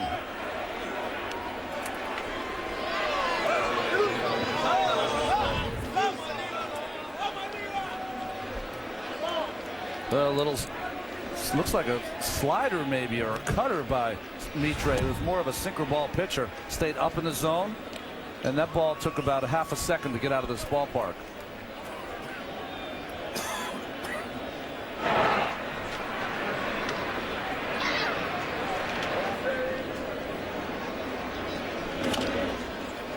Guerrero slowly to third. Rodriguez, he's safe at first as Swisher came off the bag.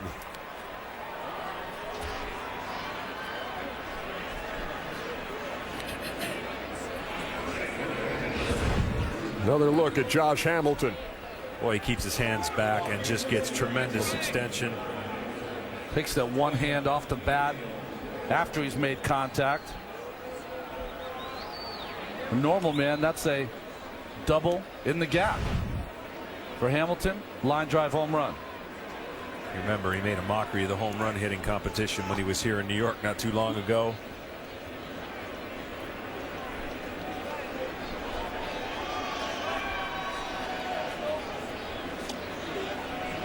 Nelson Cruz cuts right through it. The lead now 8-3. As we play in the top half of the ninth, nobody out. 4-ball pitch runner at first.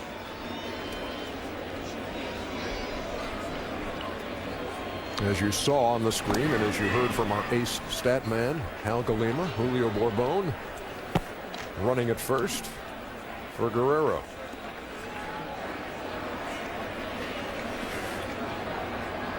Hal, the best in the business, without question.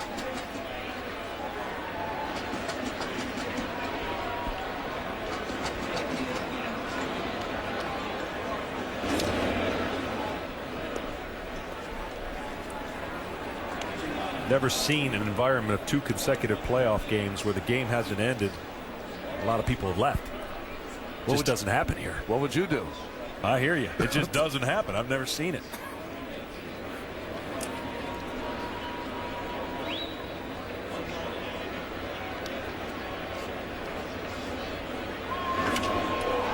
How far is this thing going to go? Second deck and left for Nelly Cruz.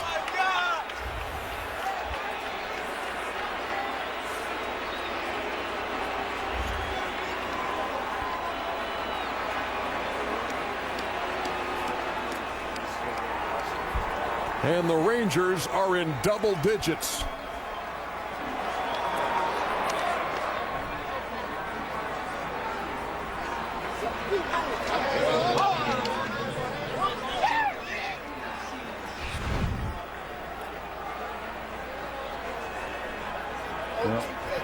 0-2 pitch, down and into Cruz. So I guess he can hit 3-0 or 0-2. Fourth home run of the postseason, first of this series for Nelson Cruz.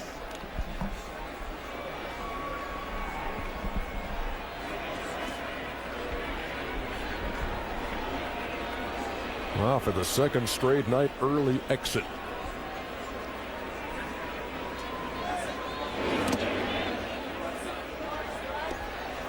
Seven two-out hits now for 2 strike hits for Nelson Cruz. Go along with his teammate Elvis Andrus.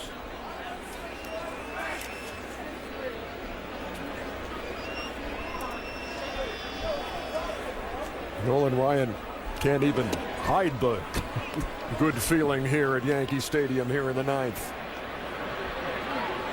Well, and it's also 2 consecutive games where the Rangers have not scored just 1 run in an inning. Every inning has been a crooked number. That's what you talk about trying to avoid. You look up at the scoreboard. That's hard to overcome. And of course, they only scored 2 yesterday in the first inning, but then a big number in the 9th. What the Yankees were able to do to the Twins in the division series, beat them late by outscoring them late, the Rangers have done in the last couple of games. We're on something you talked about as we came on the air tonight, was the contrast in the offensive production of these teams in this series. And a snapshot of that is in the bottom of the 8th. Yankees down 4, they load the bases. Last 2 hitters can't get it done, so they're 3 for their last 30 with runners in scoring position. Rangers turn around here in the 9th and say a 4-run lead is not enough. We don't want to see that tying run come to the plate with the bases loaded. And they have unloaded here in the top half. Nolan Ryan said that the only thing tougher than watching a baseball team that you are the president of and can't help on the field is watching your children play athletics. But tonight it's a little easier go for him. Turning into child's play for the Rangers here as they try to go 5-0 on the road this postseason. Rodriguez to Swisher and got it. Swisher held the bag for the first out.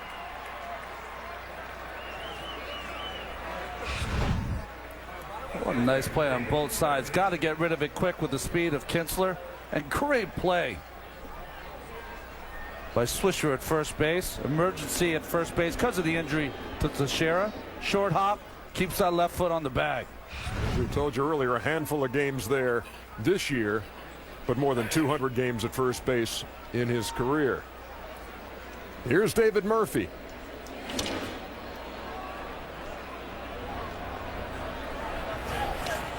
Murphy walked in the 3rd and scored. He was intentionally walked in the 6th in front of Benji Molina, who homered into the seats and left,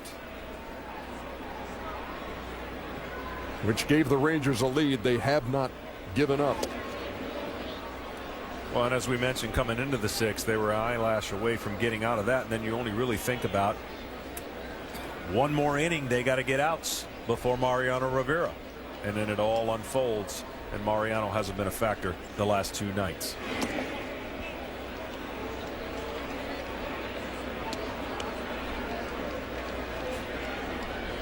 As good as Cliff Lee has been to the starting pitchers in the postseason, this guy's even better, if that's even a fair statement, as the closers, because he is lights out. It's over.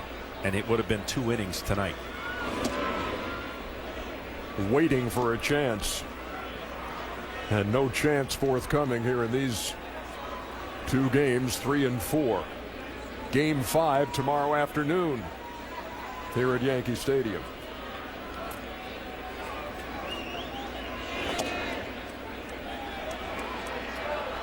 John, you talked earlier about that quick turnaround after the devastating loss for the Rangers in Game 1. It'd be interesting if that will help the Yankees tomorrow also. Well, I think what's going to help is a real good CC Sabathia, and certainly he's going to start it out and return to the form that we're used to seeing him You know, he's had a long bullpen session the other day, and, you know, wasn't going to leave until he fixed some of the things that he was working on. And sometimes those can become very productive. Sometimes you got to walk out of the bullpen and say, okay, I'm going to wait till my next time on the mound. There is no room left on the top step of the Rangers dugout. Standing room only for the Rangers, who are on the verge of a 3-1 lead in their first trip to the ALCS.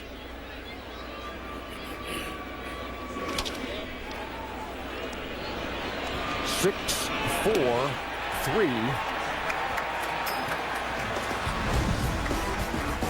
That's how the inning ends. This is how it started. Josh Hamilton went deep, and Nelson Cruz went deeper.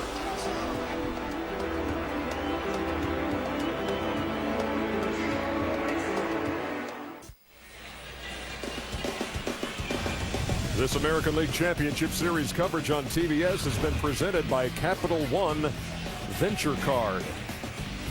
I know that guy. Lee Cardholder. He's a good friend of mine. No, really, I do. I mean, LC you call him, don't you? Yeah.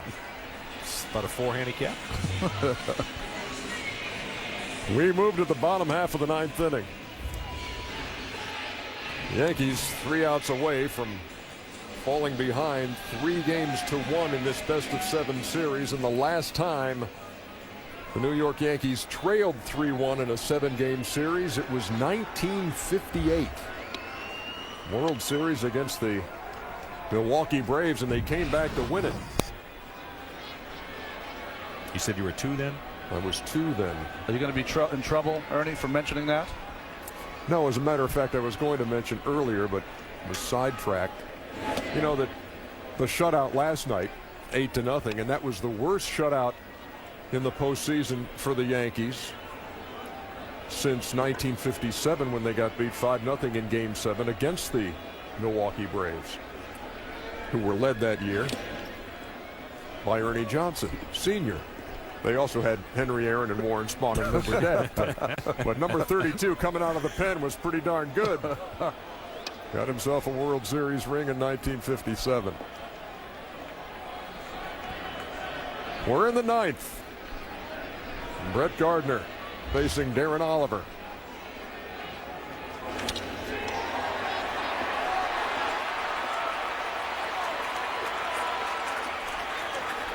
Leadoff single in a 7-run game.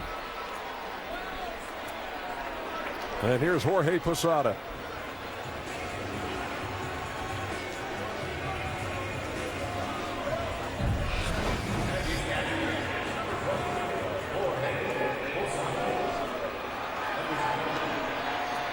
Posada struck out in the 7th, pinch hitting for Francisco Cervelli, who got the start tonight with A.J. Burnett on the mound.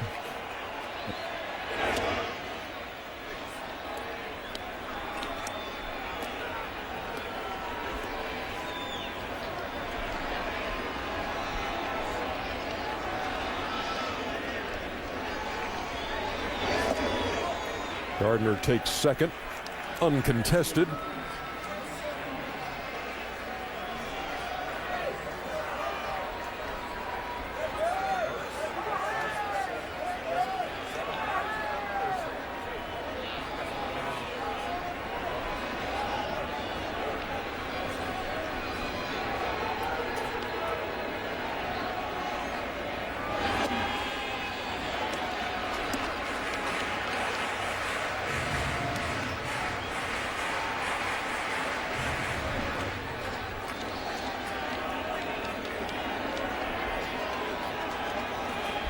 Oliver was a member of the Texas Rangers pitching staff when these two teams first met in the postseason in 1996.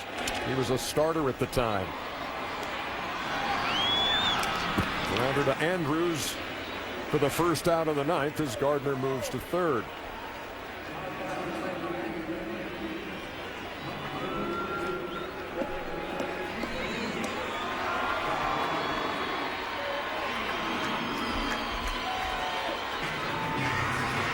Jeter has doubled and tripled in 4 trips.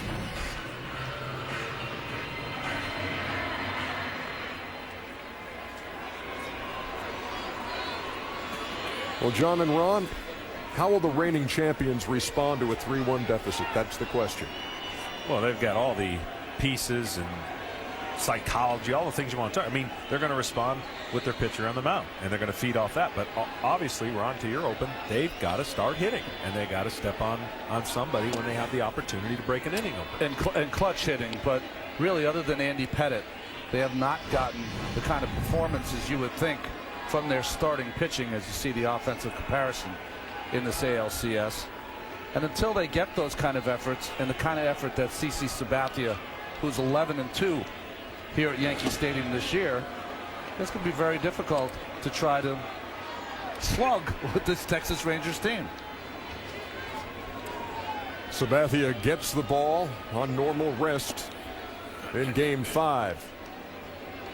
And C.J. Wilson, who pitched so effectively in Game 1 of this series, gets the ball for Texas. What'd you say, John? Yankees can't wait to see Cliff Lee. Yeah, they hope right they now. get to see him. Absolutely. Bring them on, because that means they're going to be in Game 7. Little blooper that Kinsler wraps up for the second half.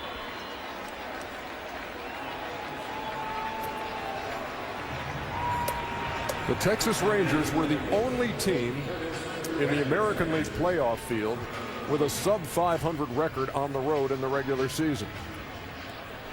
They're about to be 5-0 away from home after taking 3 from Tampa Bay at the Trop and now 2 here at Yankee Stadium.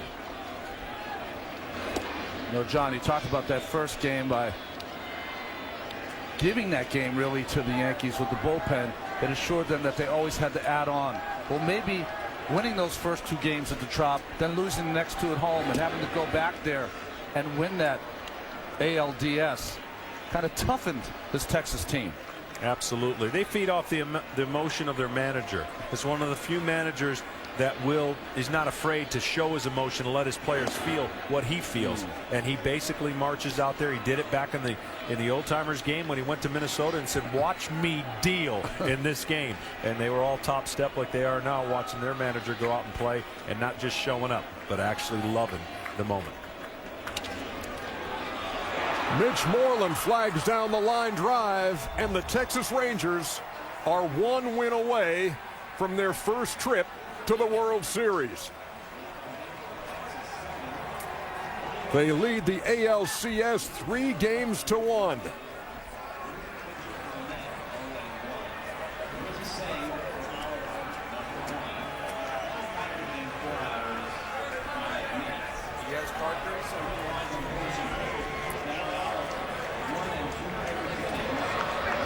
The owner and president, Nolan Ryan,